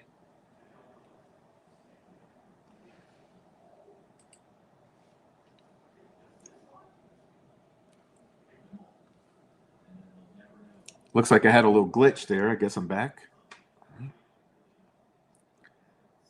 Cartel used bike clubs Yeah, is that why they are the ones who've been threatening and harassing and threatening to kill us for 3 years now here?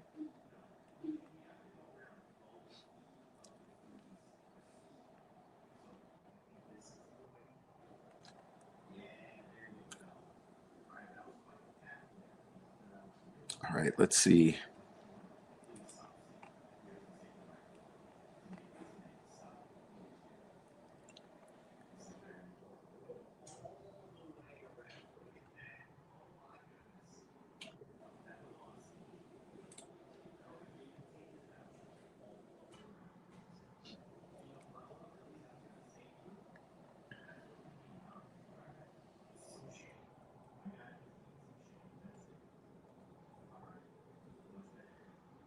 You would be surprised how many top Ellie know me already on board.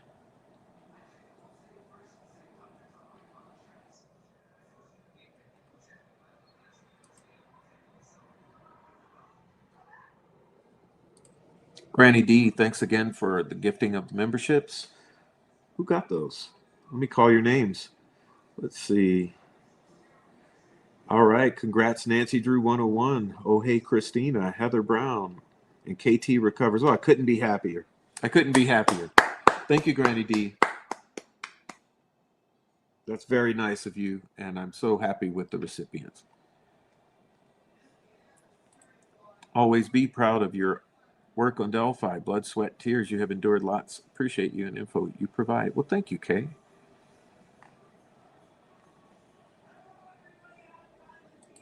All right. I can't figure out why the police agencies covered for the Olden cult. Well, I mean, all of them: city police, county police, state, FBI.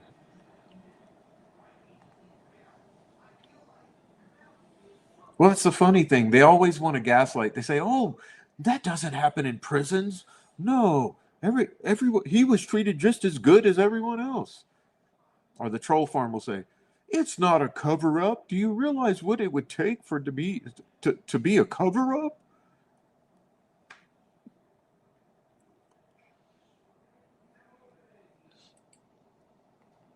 All right. Thank you, Heather.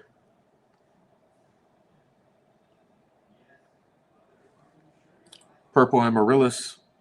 Hey, Prof, I confess I haven't listened for a while as I hate the drama. Well, sorry, Purple. Listen, Purple Amaryllis, here's where you have to hit the reset button, okay?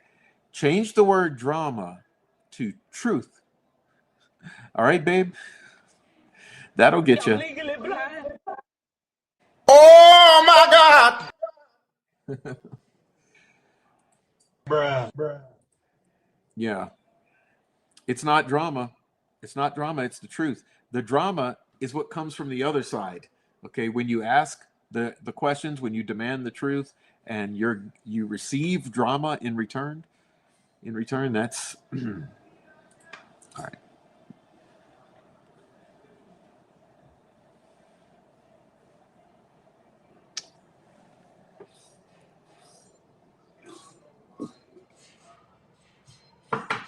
All right. David Rogers says that drone footage over the creek is haunting if it's true in the first place. You should check out my drone footage, David. If you go back on my channel quite a ways in the video section, go to the videos tab, go back quite a ways. I've got really nice drone footage of the entire area, all the way. I've got Wilson Bridge in the entire area, and I've got High Bridge in the entire area. Got a lot of nice drone footage. All right, but who would do all the stuff with the blood? But who would do all the stuff with the blood if moved out? Well, because there's two separate. In my opinion, there's two. I'm glad you asked that, Trial Junker. Let me say thanks to Mark Ellis. Hey, thank you, Mark. All right.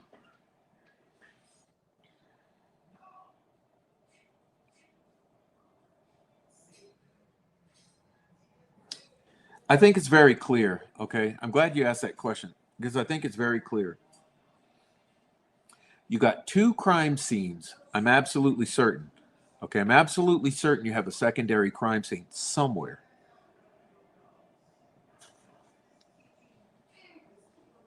And I think you have two different crimes. Okay. You have the murder of one girl, you have the murder of another girl.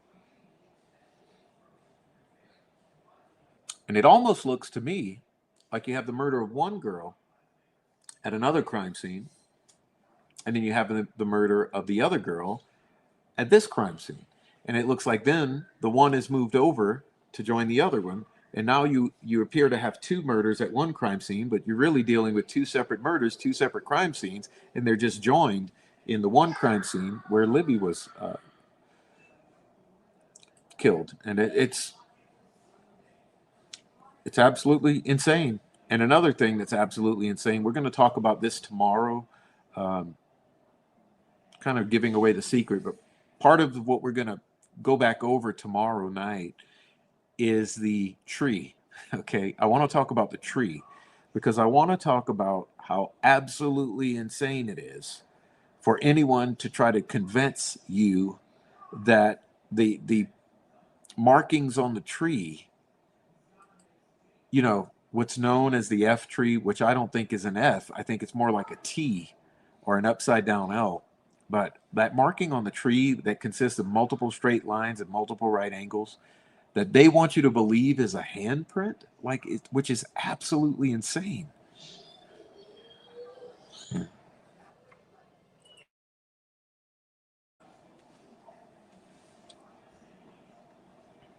But there's a whole lot of insanity. Okay, there's a whole lot of insanity, like even regarding the phone and all that is claimed to have been done with the phone. And remember this douchebag's closing argument or closing statement when McClellan says that Abby, in her with her dying breath, in her dying moments, she's heroically hiding the phone under a shoe under her own dying body in order to become a hero and solve her own their own murders. And no one thinks that anything's no one thinks that there's something wrong with that. You think that that's honoring the victim? Do you really believe that that fantasizing about the moment of their deaths or fictionalizing the events surrounding their deaths? Do you really think that that's honoring the victims? That's what boggles the mind, that this prosecutor could be so shameless as to totally fictionalize the scenario that the dying victim, in her last heroic effort to solve her own murder and that of her friend, is taking the phone and hiding it from the killer. It's just absolutely disgusting.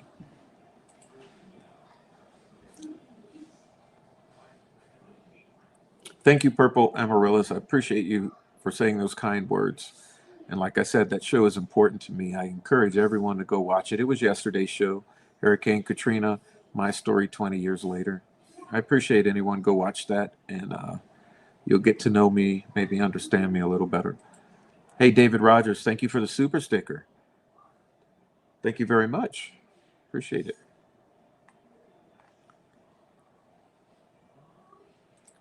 Three things bother me: the dog wanting to go towards the area but turned away. Reporter goes live at 4:32 a.m., I believe, with people in the woods. Looks like Mike Patty and family. Yeah. Smells, don't it? Isn't that the exact moment that that phone turns back on? Oddly enough.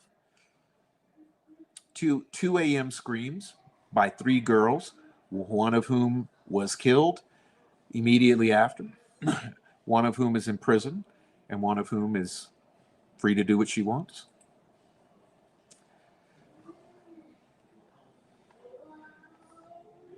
No one can explain the headphone being plugged in and unplugged again, right? No one will explain that, but we're fantasizing that it's a drop of water. Okay.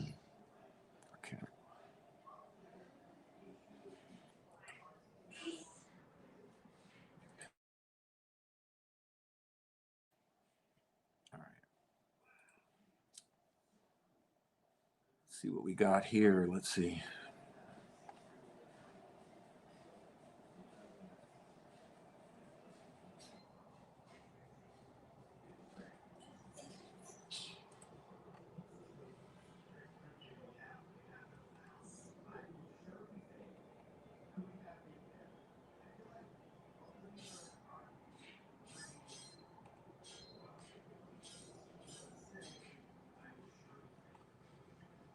Hey, what's up, Steve Johnson?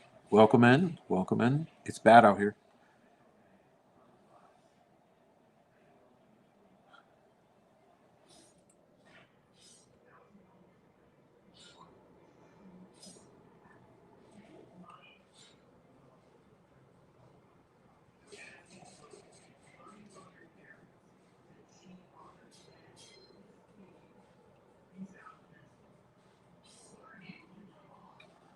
Rabbit says, I always wonder if the video was from a different day when they were geocaching. It amazes me that no one authenticated the metadata. Yeah, you know what amazes me?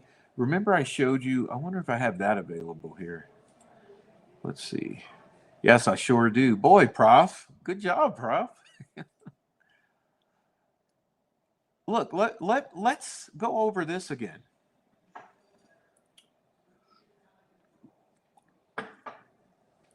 Remember how concerning this was for me? First joint stipulation regarding evidentiary matters. First day of trial.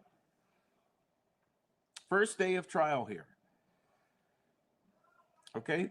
The parties agree, defense and prosecution agree, that the items referenced below shall be self-authenticated without the necessity of a witness verifying origin, authenticity, or chain of custody. The intention of the stipulation is to promote judicial economy. Yeah, right. Through the course of the jury trial in this case. Yeah, right. But you rested a week early?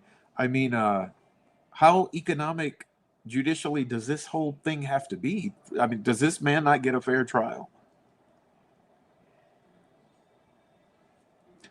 The parties do not agree to specific admissibility or use of any item offered as evidence. But what are they agreeing to? Well, they're agreeing to the following items being self-authenticated without the necessity of a witness verifying origin, authenticity, or chain of custody. Think of how important that is. They're not going to question the origin, authenticity, or chain of custody. For what? Check this out. Number 6, all items collected at the crime scene where the victims were located near the Monon High Bridge in Carroll County, Indiana. Number 8, all AT&T records containing pings or other communications to and from any cellular towers in the area near the Monon High Bridge on February 13th or February 14th. All AT&T cell phone records for Liberty German's cell phone from February 13th and 14th, 2017.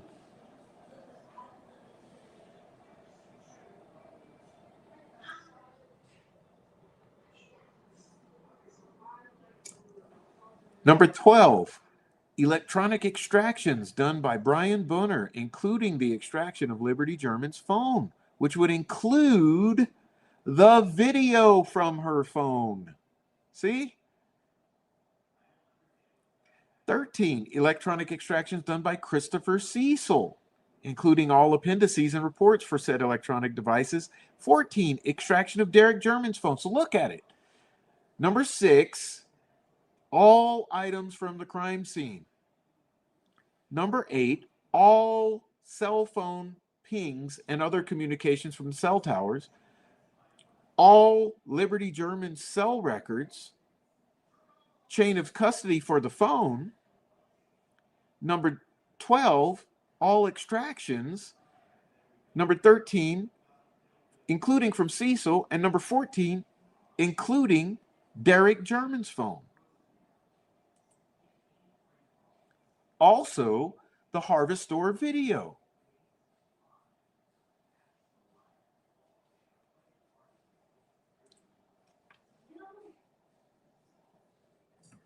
All evidence from the crime scene, all cell tower data, all the victim's phone data, all the victim's father's phone data, and no one sees anything odd about that.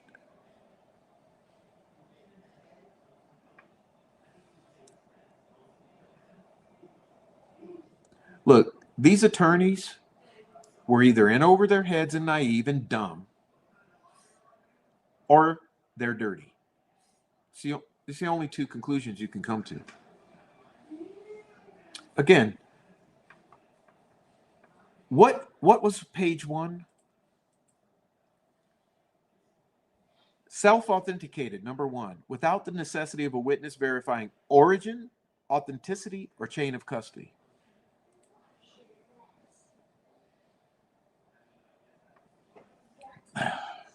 Okay.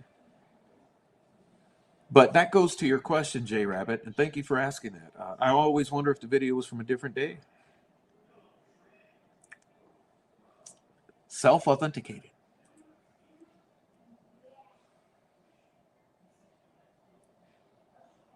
All right. What's up, Mino Dino?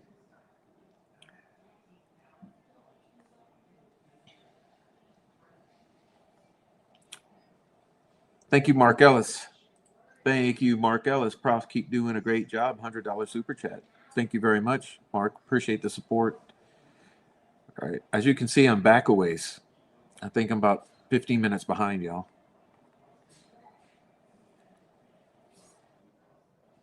All right. Don't you think if RA was on the gas station video, they would have shown it? They acted ultra sketchy about stomping that out. Yeah, well, it tells you he wasn't on it. But who was on it? Who was on it? You know, and is it a conspiracy that disappeared, like all kind of other stuff? Like that's another thing. In what kind of double homicide of 2 little girls in which the state has behaved so bizarrely over the years with the changing of the sketches in 2019, which absolutely makes no sense whatsoever. And they just played that one off just perfectly. Okay, they disappeared half the people who were on the trails that day just perfectly, you know. And then they go and have this guy arrested who's no one's ever heard of, but they say they've known about him since the very beginning. And they say, oh, by the way, we've lost 70 days inexplicably of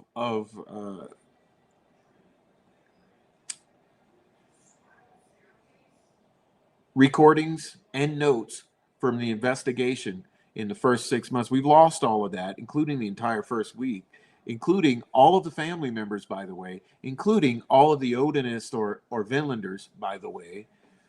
Yeah, we lost all of the family shit, you know, even though they look like they've been lying for years. And we lost all of the Vinlander shit, although they look like they're involved in this. And yeah, we just happen to lose all that shit. But hey, no problem. We'll convict Richard Allen anyway.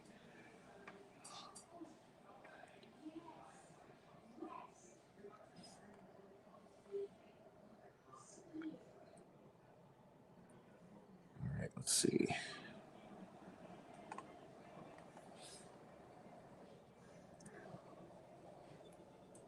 Digital says, oh, hey, Christina, you're 100% on target.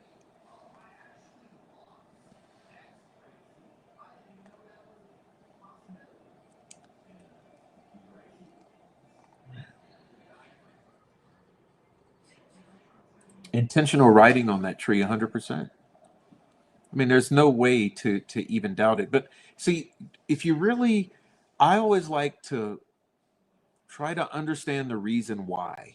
Okay. So let's say this. So to your own eyes, you'd look at that tree and you'd say, oh, absolutely. Someone painted that with a finger on the tree. Absolutely.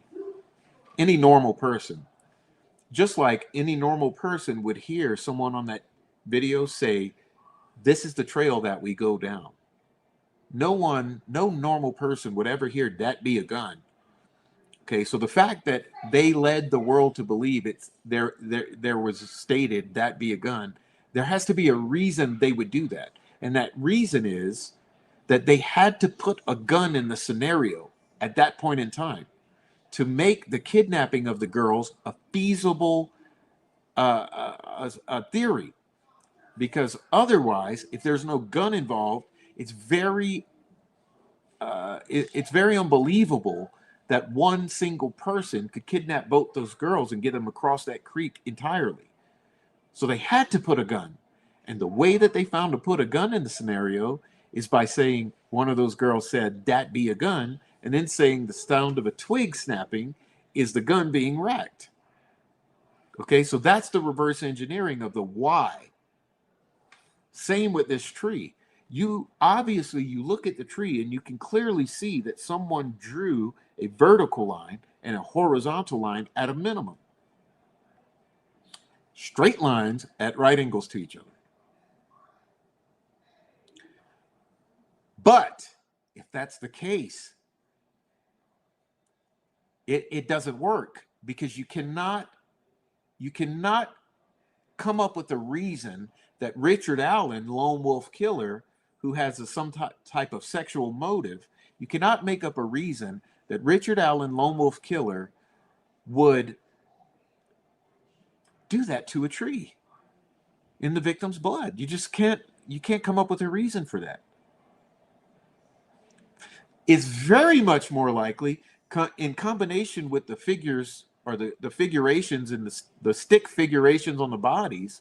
It's much more believable and it makes much more sense in combination that there's some sort of symbology that's being attempted to be expressed with the stick figurations, with the posing of the bodies, and with the painting on the tree. So you have to make all of that disappear. So yeah, you can say that those stick figurations are random by throwing sticks on the body, but you can't really say that that shape is random on the tree if it's painted, because there'd be no reason to do so. So the excuse comes that, oh, it must have been the victim grabbing the wound, getting blood on her hands, and then steadying herself on the tree somehow in a way that makes that mark. It's just absolutely zero sense. But the motive for creating that story actually does make sense because it removes the occult symbology as an element of this crime scene, which is the ultimate goal. You see, they have to remove this occult symbology from the crime scene to make it Richard Allen or any lone wolf killer pursuing these victims for a sexual motive. And how does a normal person not understand that?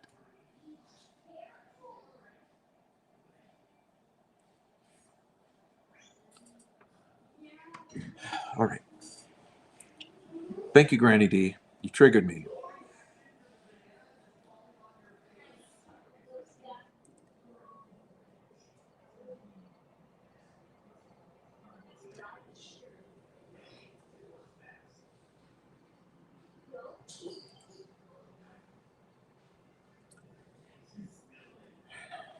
I get all worked up on this.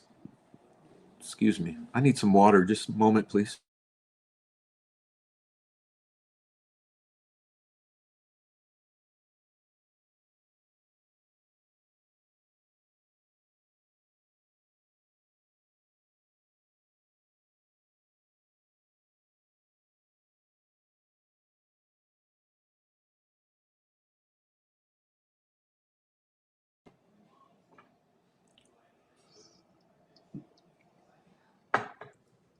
Okay.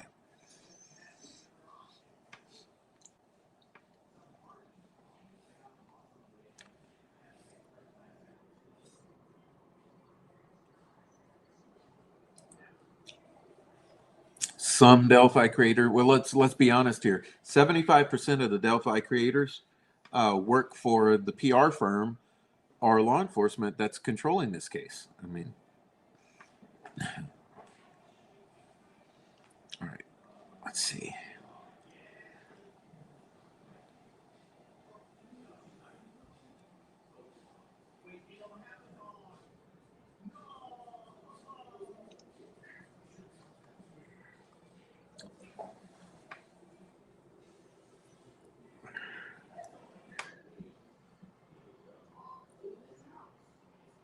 You know what, Christina? I'm sorry, heavy metal rehab. That's absolutely my feeling. That's absolutely my feeling.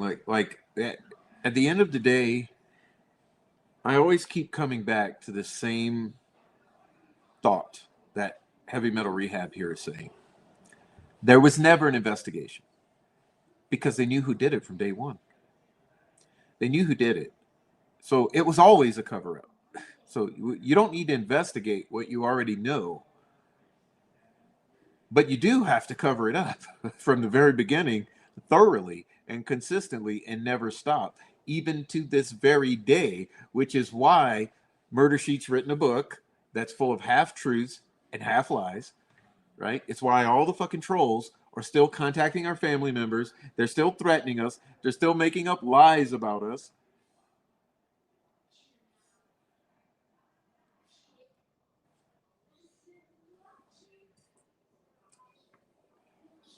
Cover up from before day one to today. And it'll be tomorrow too. And next week. Two separate murders. Ask yourself, why did Mike Patty say they stuck together till the end? Because they didn't. Why would he build that narrative from the beginning if not to misdirect? Exactly. Exactly, because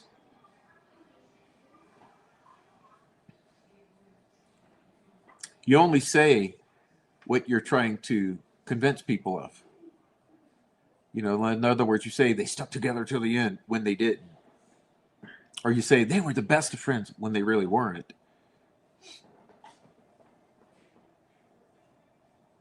All right, let's see.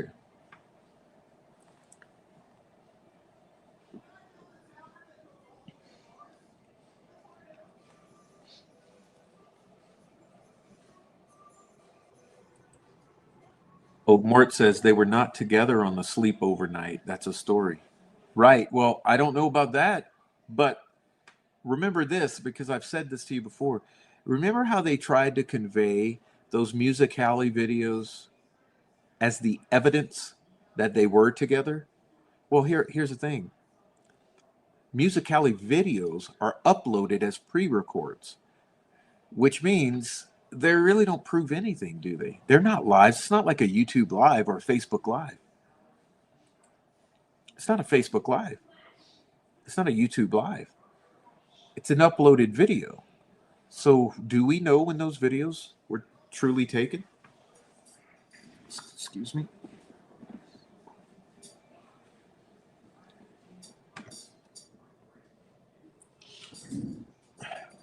I'm not confident that those videos were taken at a sleepover.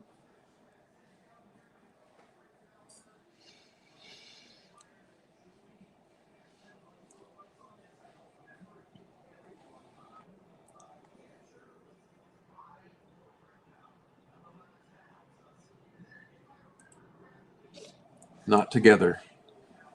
Abby is delivered to the trails by the patties.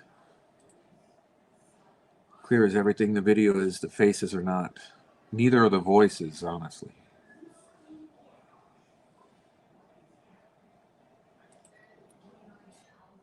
Quad saying hello to everyone. Thank you.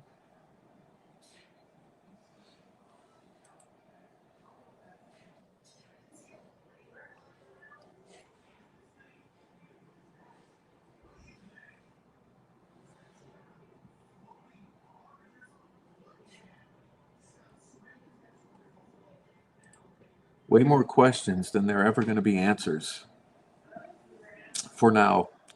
Right? But Gray Pubes, but Gray Pubes will come into the comments and he'll say, "You're an embarrassment." Sure. Sure, Gray Pubes.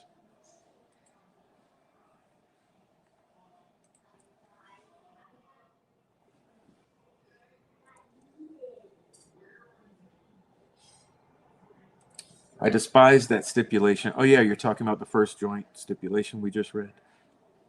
The defense agreeing to that sealed Rick Allen's conviction.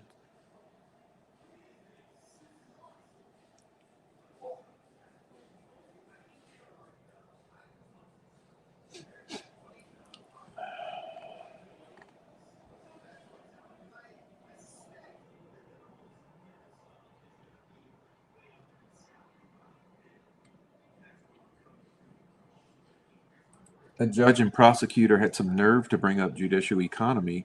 It enrages me they claim that was a priority, but they had Mullins Duke himself come back 38 times and other witnesses. Yeah.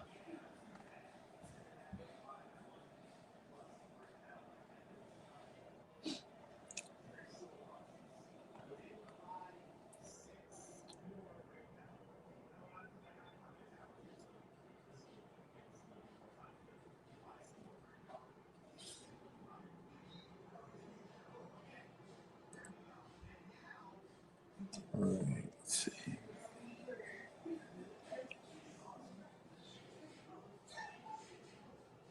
CJ Laz, hello to you. Welcome in. Thanks for coming.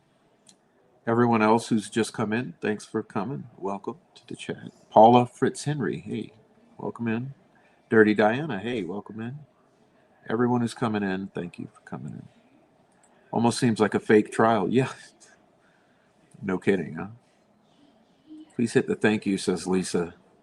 Please hit the like. I mean, yes, the like is like a thank you. Please do hit the like. And also, look, we have support pathways scrolling down here. Support the channel. And thank you for watching. Also, leave a comment if you're on the replay. I like hearing what you got to say, viewers. You know, we'll have 100 in here watching live, but we'll have 2,000 watch it later. So please do leave some comments down below if you're watching later. Hey, Jade. Welcome in, Jade. Good to see you. You're not late. You're on Jade time.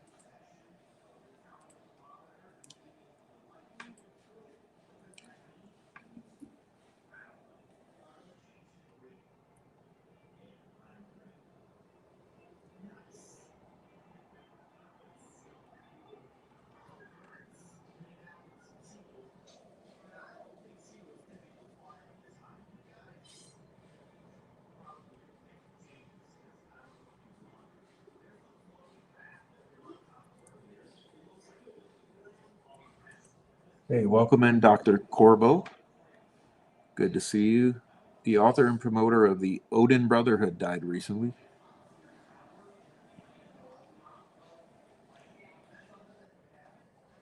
Who was it?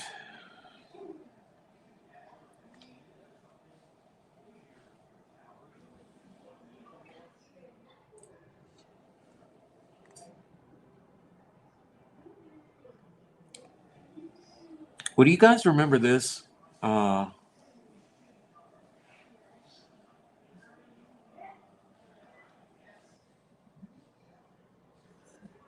skip it. Tomorrow, we'll talk about some things tomorrow night. Friday night show tomorrow. Please come back and watch it. All right.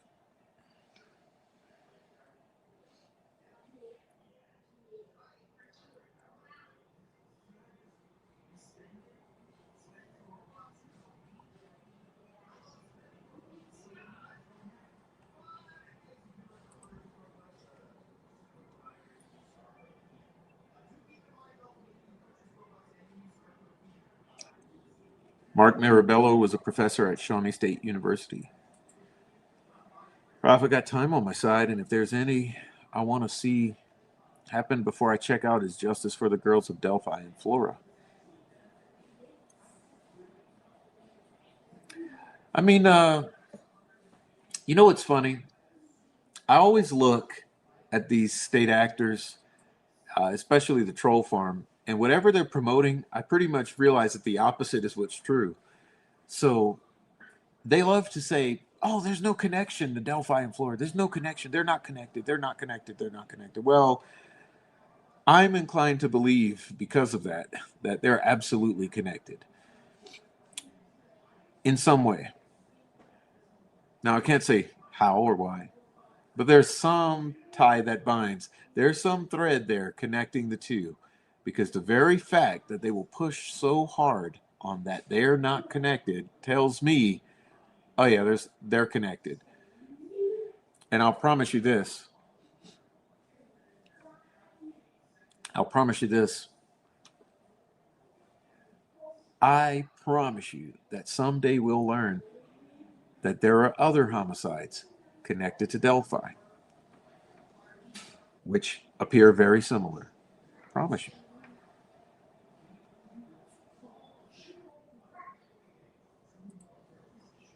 cannot remove the occult symbology of that crime scene unless you're blind, which is why they didn't want those crime scene photos out in the world. Because if anybody in their right mind takes a look at those crime scene photos and they're not compromised or law enforcement adjacent working for the cops, anybody in their right mind looks at those crime scene photos, you're going to see that there's absolutely occult symbology, especially in the sticks placed on the girls' bodies.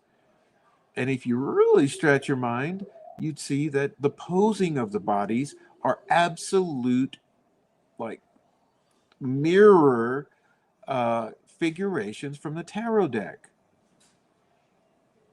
So you've got tarot figuration and runic symbology, or bind runes. There's some combination thereof.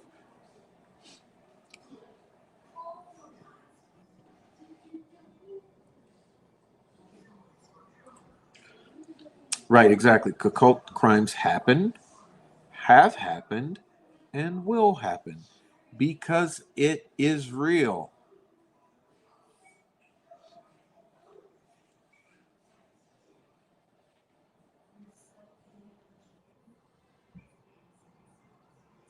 How did they make such a perfect perimeter that had all kind of foot traffic for hours?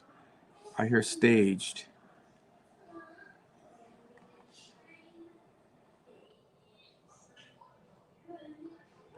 And I'm guessing you're going to say only brass could have staged it. Hey, welcome in, Dina.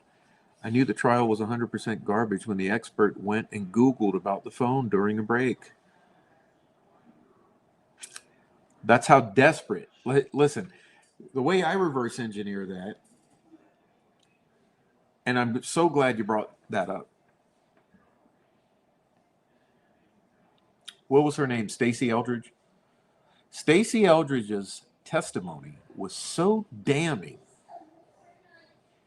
because it put somebody else manipulating that phone at the 5 o'clock hour and the 10 p.m. hour, right? It put someone else physically manipulating the headphone jack on that phone twice. Once in the 5 p.m. hour and once in the 10 p.m. hour. Which means someone was there touching and playing with that phone between 5 p.m. and 10 p.m. or 5:45 and 10:32. And because of that, that state expert was absolutely desperate, Christopher Cecil, absolutely desperate to try to debunk on the fly that absolutely damning evidence that someone else was handling that phone at 5:45 p.m. and 10:32 p.m. or something like that. So that state police officer had to run out into the hallway, get the phone and Google. Is it ever possible? Is there any way fucking possible that it could ever be this? And he found a Reddit post or something.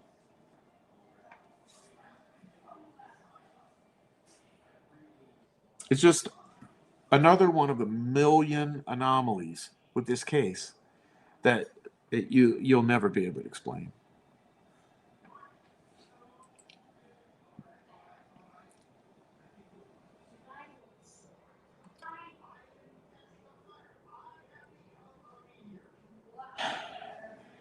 All right, let's see.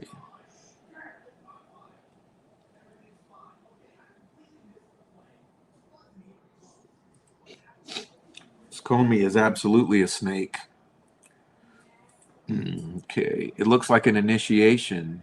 The victims may have been picked for personal reasons, but the act itself could have been very well been an initiation, which is what Elvis Fields indicated to his sisters. Am I right?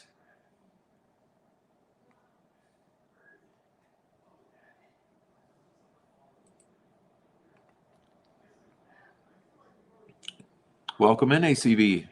Is it possible some teenagers did this, but the cover-up was by adults who agreed to protect the kids?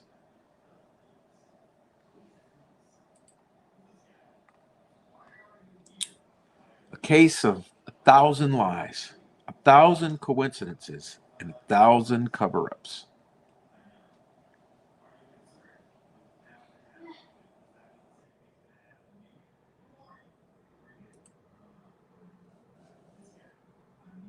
Oh, right. How dare we almost forget? Remember how bizarre it is with the ballistics, where she had to fire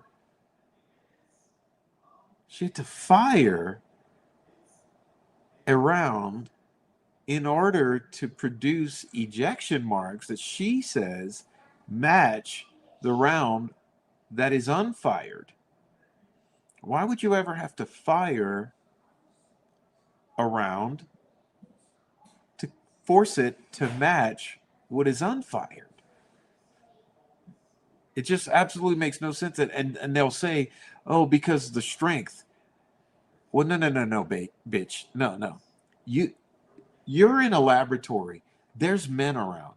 So if you're such a little old lady that you can't rack a gun, you don't think that you can get the big guy next door? I mean, after all, you got police officers everywhere. You can't get a fucking police officer with biceps this big around to rack the fuck out of that gun. I mean, in some way, possibly even more, with more force than Richard Allen could ever manifest. But just another anomaly. Like I said, this, you're dealing with a case that is so manufactured and twisted, and it's literally 1,000 of everything, 1,000 lies, 1,000 coincidences, 1,000 elements that give cognitive dissonance, 1,000 unlikely scenarios that are described, 1,000 fucking death threats. It's just the amount of effort that this has all required has been unbelievable. And remember, like I said, you still have this bridge guy video out here, right? That's supposed to be the video from Liberty's phone. It's just another red flag. For years, we had nothing near as good looking as that. And then suddenly they put this Disney looking shit in our laps, and yet we can't get it from Judge Gold. What kind of world are we living in?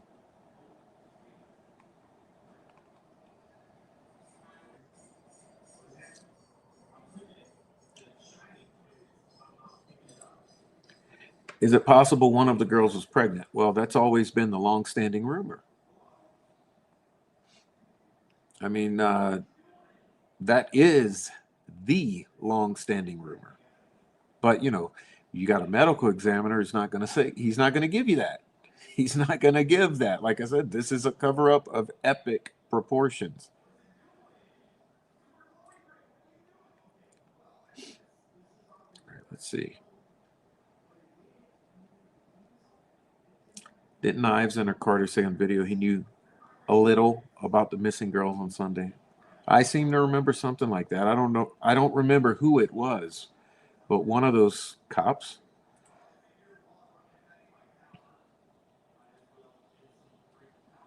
No, Trial Junkie, let me help you. That's what she corrected. Okay, this is what Kelsey corrected. What she actually said, because she slipped. She had a Freudian slip. She said, you know, we actually went geocaching the weekend everything happened. And then, I mean, did you guys not catch that?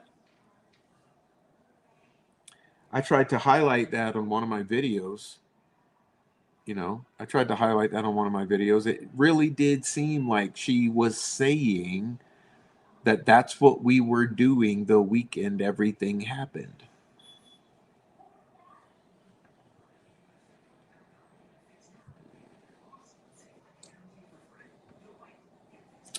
All right. Yeah, it's in the Blue Moose interview with the other weirdo. But anyhow,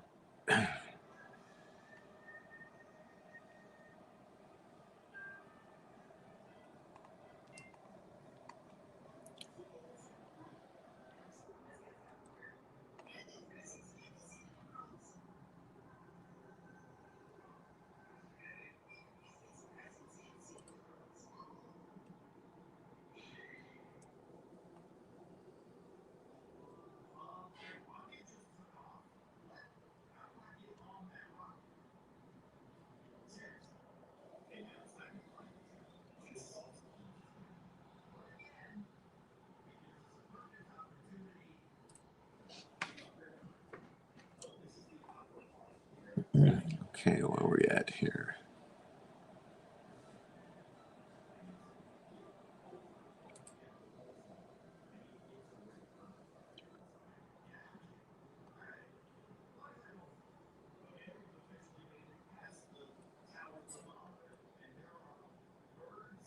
Appreciate you all being here with all these wonderful comments. Kind of skipping over quite a few because I'm a bit behind. Let's see. About 15 minutes behind still. But at least I'm keeping pace.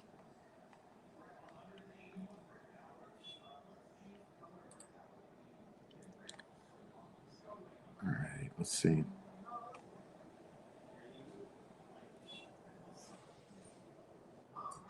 No, I didn't notice that. Maybe we can get everybody, all the super sleuths here. Maybe we can get all of these super sleuths investigating this one, right? Ever notice Abby has black fingernail polish in that musicality video? Allegedly the night of the sleepover. Well, let's ask some of the investigators, what do the autopsy photos show? Do the autopsy photos show black fingernail polish on Abby? How about the bridge guy video? Do we see black fingernail polish on Abby?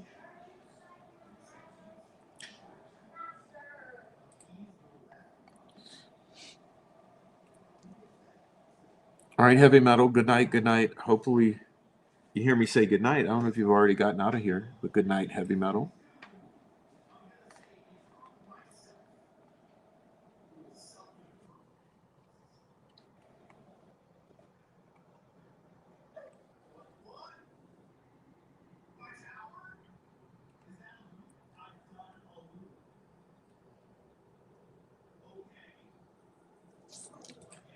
All right, let's see.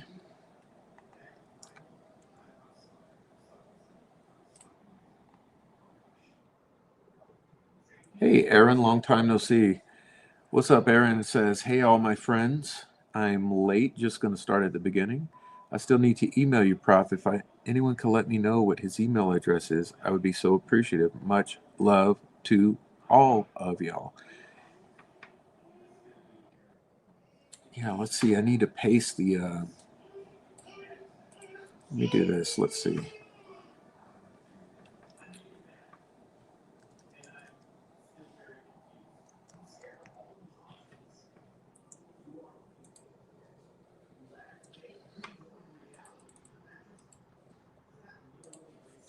All right, get out of here. Get into here.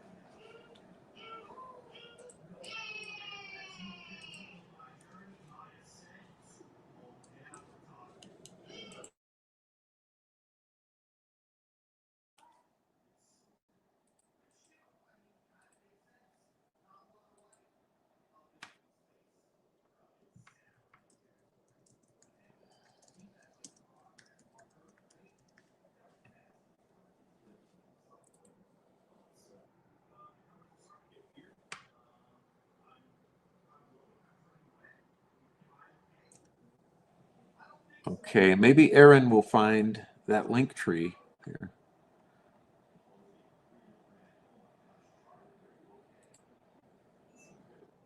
Let me see. There we go.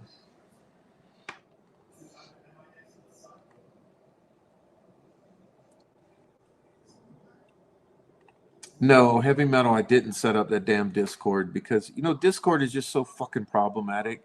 But I do mean to. I do mean to because I'm going to open back up for select of you. But it's very difficult because I have to set it up where all these fucking trolls can't sneak in there because they like to come into the Discord to cause discord, which is why I don't have a Discord.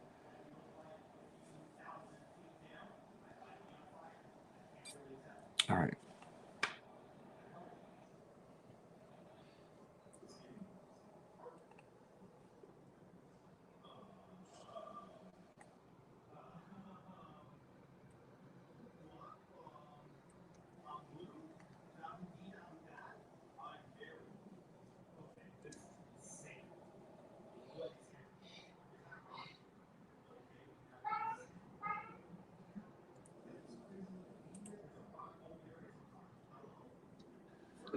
Jury didn't get it. Phones are quirky, and because they weren't able to recall her, lost the point.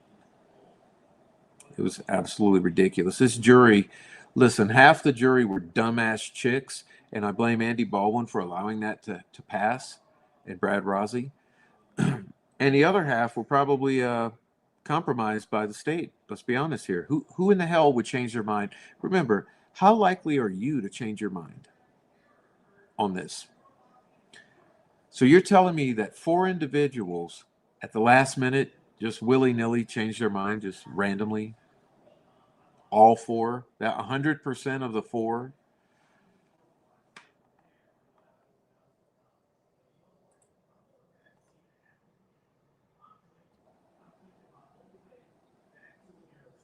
Yeah, it's another good point. You got Paula.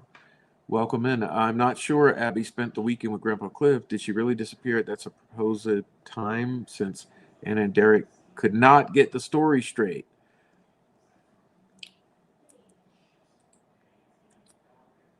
They could not get the story straight. And why is that another contradiction? All right, let's see. Stacey Eldridge also says she had plenty more to testify about but wasn't asked. Part of the problem is defense couldn't ask about anything not brought up by state. Another part of the problem was the defense. Yeah, and hey, she may get another shot at it if there's another trial, but I don't know. Well, that's something I agree with you there, but I have an entire conspiracy theory about it, Dr. Corbo. And actually, what was the video? Apocalypse Delphi? I have a video I called Apocalypse Delphi. I wish you'd go check it out. It's maybe not too long. Okay.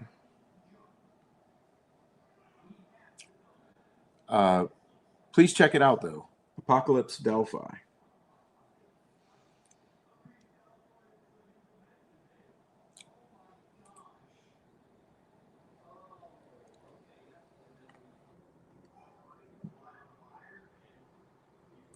Okay.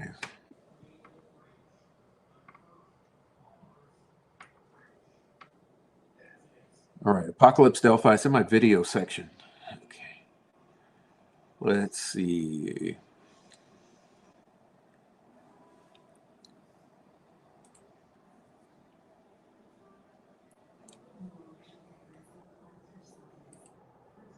What did Chippy do?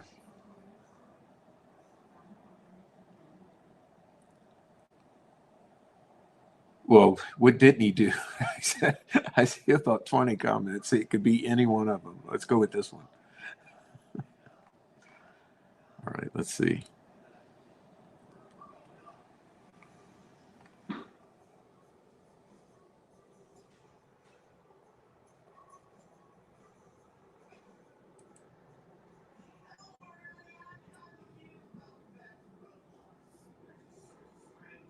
The fact that nobody else in the judiciary spoke up about the blatant show of corruption, which this was,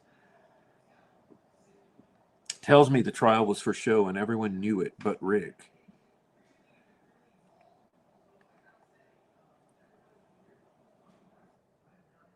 Okay, what am I missing here?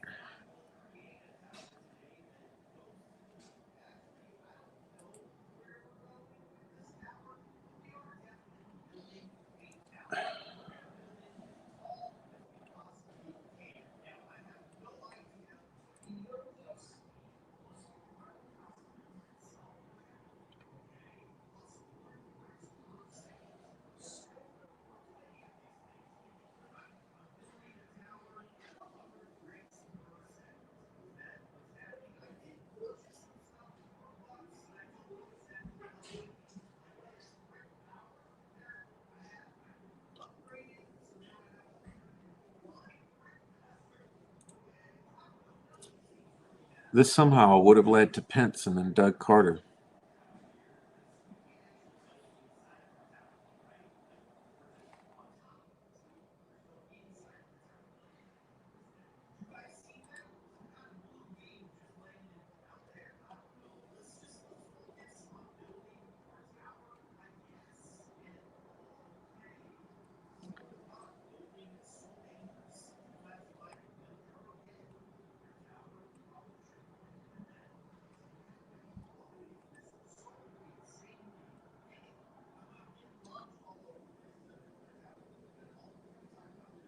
Oh, heavy metal's still here. I'm glad you're still here. We won't be going too much longer. We'll be ending soon. Stick around. I'm trying to catch up with the chat. You know what's going to happen then? Catch up with the chat. We'll call it a night. But I'm about 10 minutes out, I guess.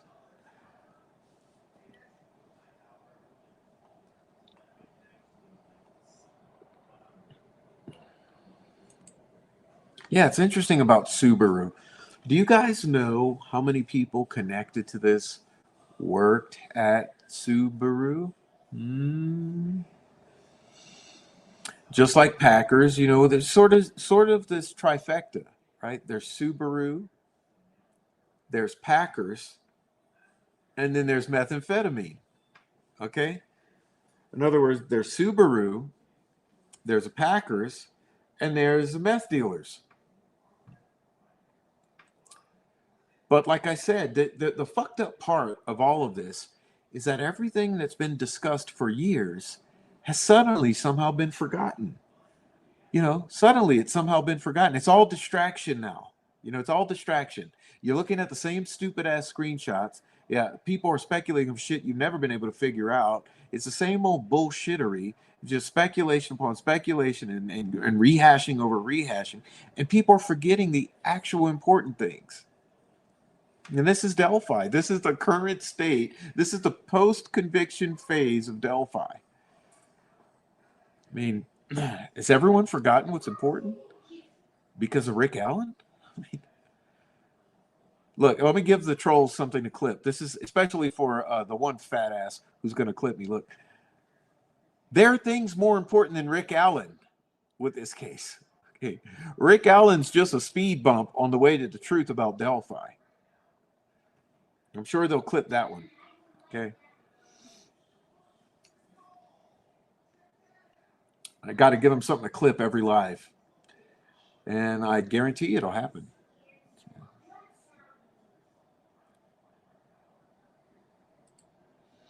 Okay. Oh, good. Okay. Don't red pill too hard.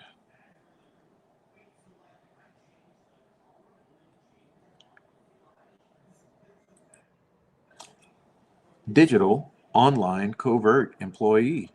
Yeah. Sounds like what we're dealing with.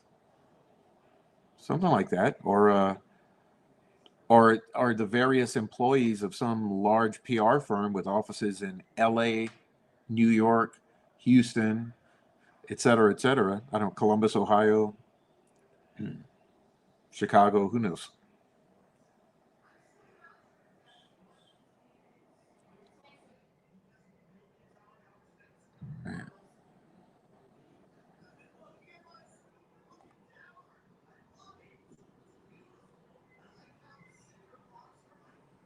Between us going in and out Discord, it wouldn't be hard for us to watch it. Well, you know what happened last time is the infiltrators ruined the Discord because what they like to do is cause a bunch of problems, screenshot those problems, and then go use them to cause chaos elsewhere. And tell you what, that really burned my ass, that entire experience dealing with the Discord. Like, Discord does nothing for me but cause me headaches.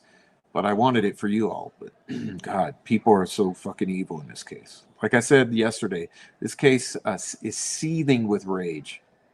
Absolutely seething with rage. All right.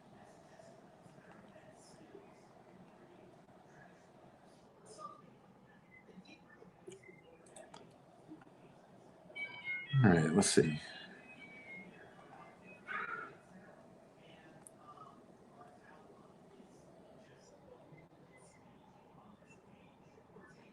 You did watch my drone video after I put them out. Thank you very much. I have a bunch of nice drone videos. That's the thing, man. It's just been so much. This has required so much effort. It's unbelievable. You would think like you wouldn't think all of this would be necessary.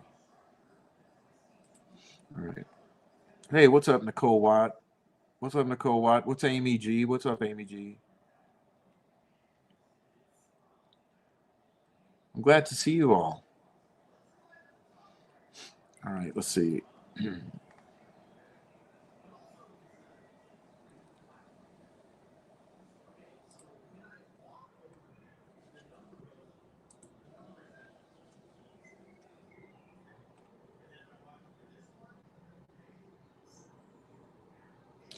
Hey peeps, what's up, Amy G? Hey, the rehashing is toxic. It's killing me. I mean, dude, has everyone lost their way? You know, it's like I often say this. This is an addiction.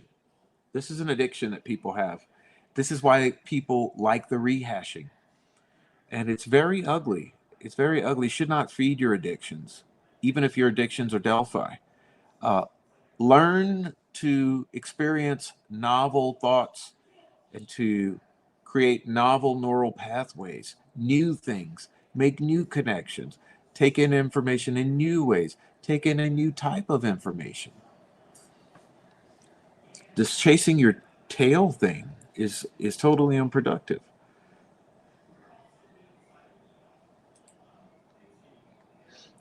Prof saying what we all try not to say.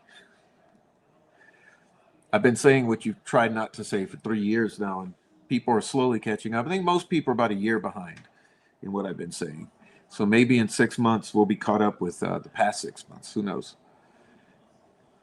I hope that people catch up soon. Okay. We need to get caught up on what we're looking at. Hey, while I'm talking about that, let me take a moment. Guys, I want to say that In Light in the Dark, Adrian at In Light in the Dark, she did an amazing presentation recently. The most recent presentation she just did. Let me see if I can figure out the name of that one. Let's see. Adrian just did a presentation named FBI. Please look into the Delphi online community. Let me see.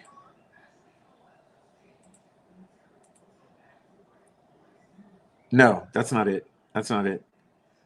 It's called the Dear FBI. Jesus, Adrian, you're making this hard. Let's see. See if I can paste it here.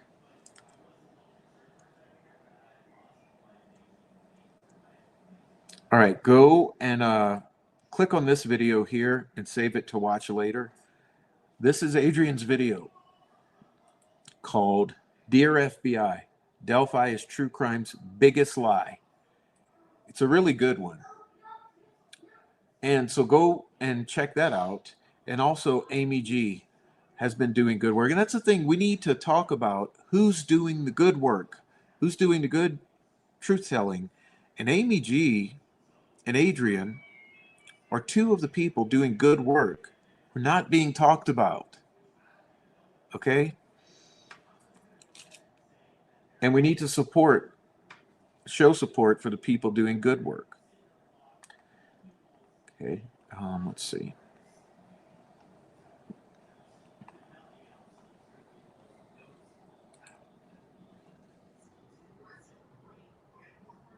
Delphi leads to many elite, hence the cover up.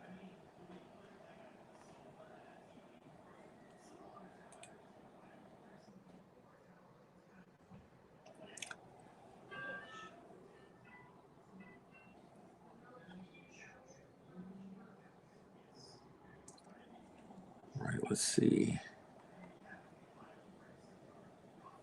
What do you mean, Trial Junkie? I can use your videos too? I'm confused, Trial Junkie.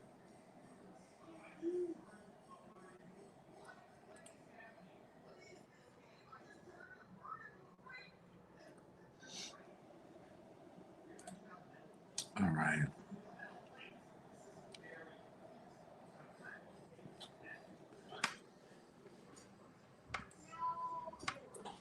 People are very close-minded because it's not people you're dealing with. Let's be clear, Amy. You're not dealing with people. You're dealing with agents, okay? You're dealing with control agents. They're rehashing what Prosecute discussed 2+ years ago. Remember Frenchie? Where's Frenchie 6290? Frenchie 6290 and I, we sat here for a good fucking year, my very first year, and we went through every aspect of this case. And we disagreed like periodically, here a little, there a little. But yeah, you remember me and Frenchie 6290 killing it? We killing it over and over and over again. And a lot of you were here for that. Props crew. Bruh. Bruh. Yep. Thank you, Digital.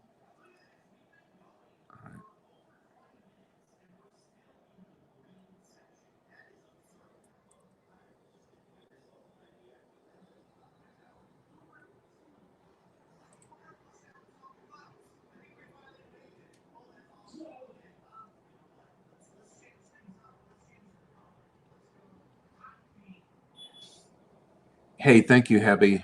Thank you, Hebby. That was special for you. Okay.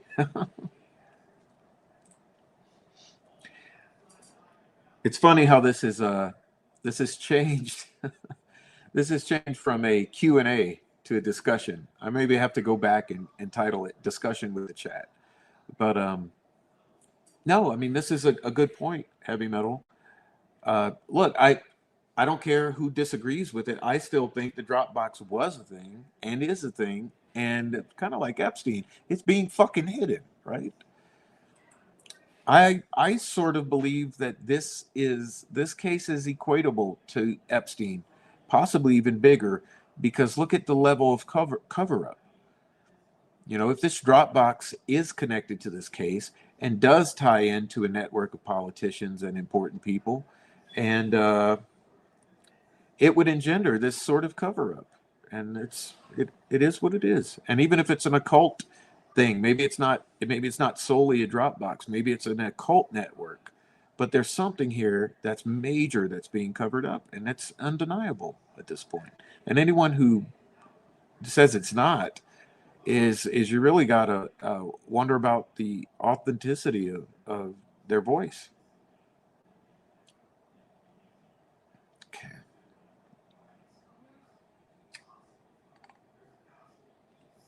Good night, Digital. Good night. Go to lurker mode. We're getting out of here soon. All right. So good night, Rebecca. Is everyone getting tired? Good. I'll be out of here soon too. I saw Adrian's today. It was excellent. It sure was. Okay.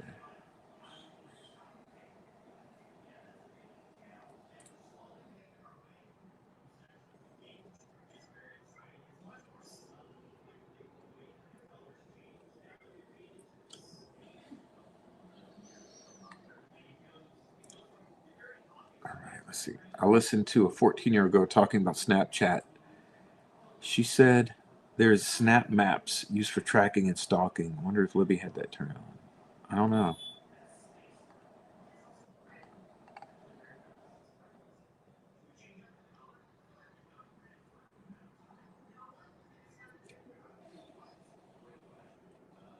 All right, y'all.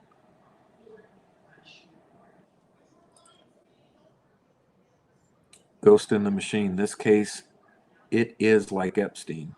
A network of one. Huh? You got to rephrase that one. Stump me. Okay.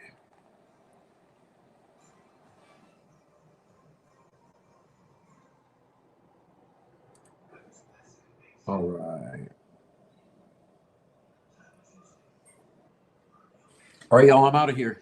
I think this is it. This is a good note to end on.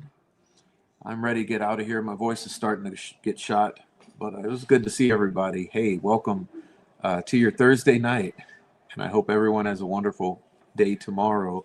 I'll come back tomorrow night and try to do a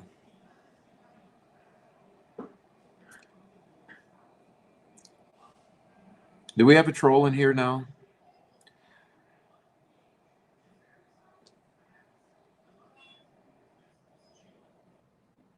Come on, Ghost in the Machine. I hope you're not trying to throw me off or I'm not even going to address you right now. So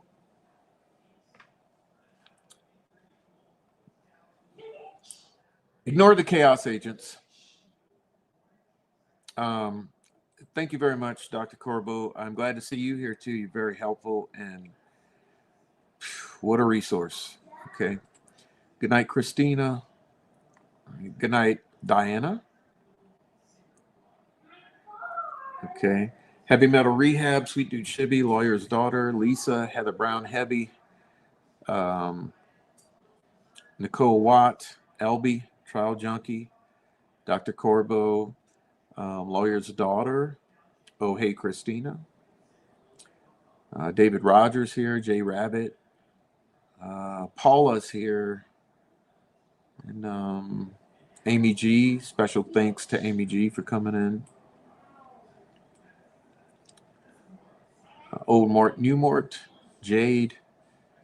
Did I say Lawyer's Daughter? Digital, Jay Rabbit, Gretchen, Muty Silence, Ive Apophis, ACV. Everyone who's here super early, I truly appreciate it. Like Mark Ellis was here, Granny D was here, David Rogers.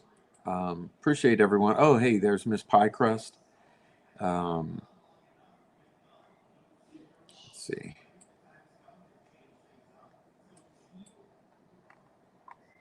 Jeez, now I've lost my spot. Okay. Good night. Okay, good night. Good night, Gretchen. Oh, Quad. Good night, Quad.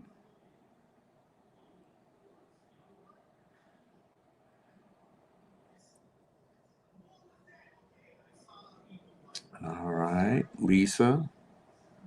Everyone, Elby, Trial Junkie. Okay, cheers to everyone. Thank you for being here, as Heather says. Appreciate you all for being here. Yeah, we don't want no drama or no problems with anyone. That's not the point here. Less confusion and more discussion. Okay, that's what's good. That's what's good, is the discussion. Swade Smith, hey, what's up? Let me see. What's up, Swade Smith? Swade is reminding us, everyone hit the like on the way out. And like I said, go check out Adrian and Light in the Dark. Check out Amy G. Also, check out my video called Apocalypse Delphi. Check out my GoFundMe. And please support the channel in any way you want. And hey, that's what it is. And I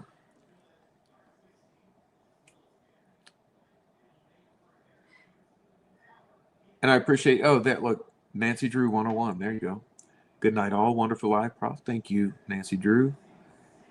And anyhow, I'm going to go get some rest myself and rest my voice. So God bless. Hug your kids, hug your wife. God bless Libby and Abby. And hey, everyone get some rest, okay? And on that note, I'd like to say... Well, obviously, we have a rapist in Lincoln Park. He's climbing in your windows. He's snatching your people up, trying to rape them. So y'all need to hide your kids, hide your wife, and hide your husband, because they're raping everybody out here.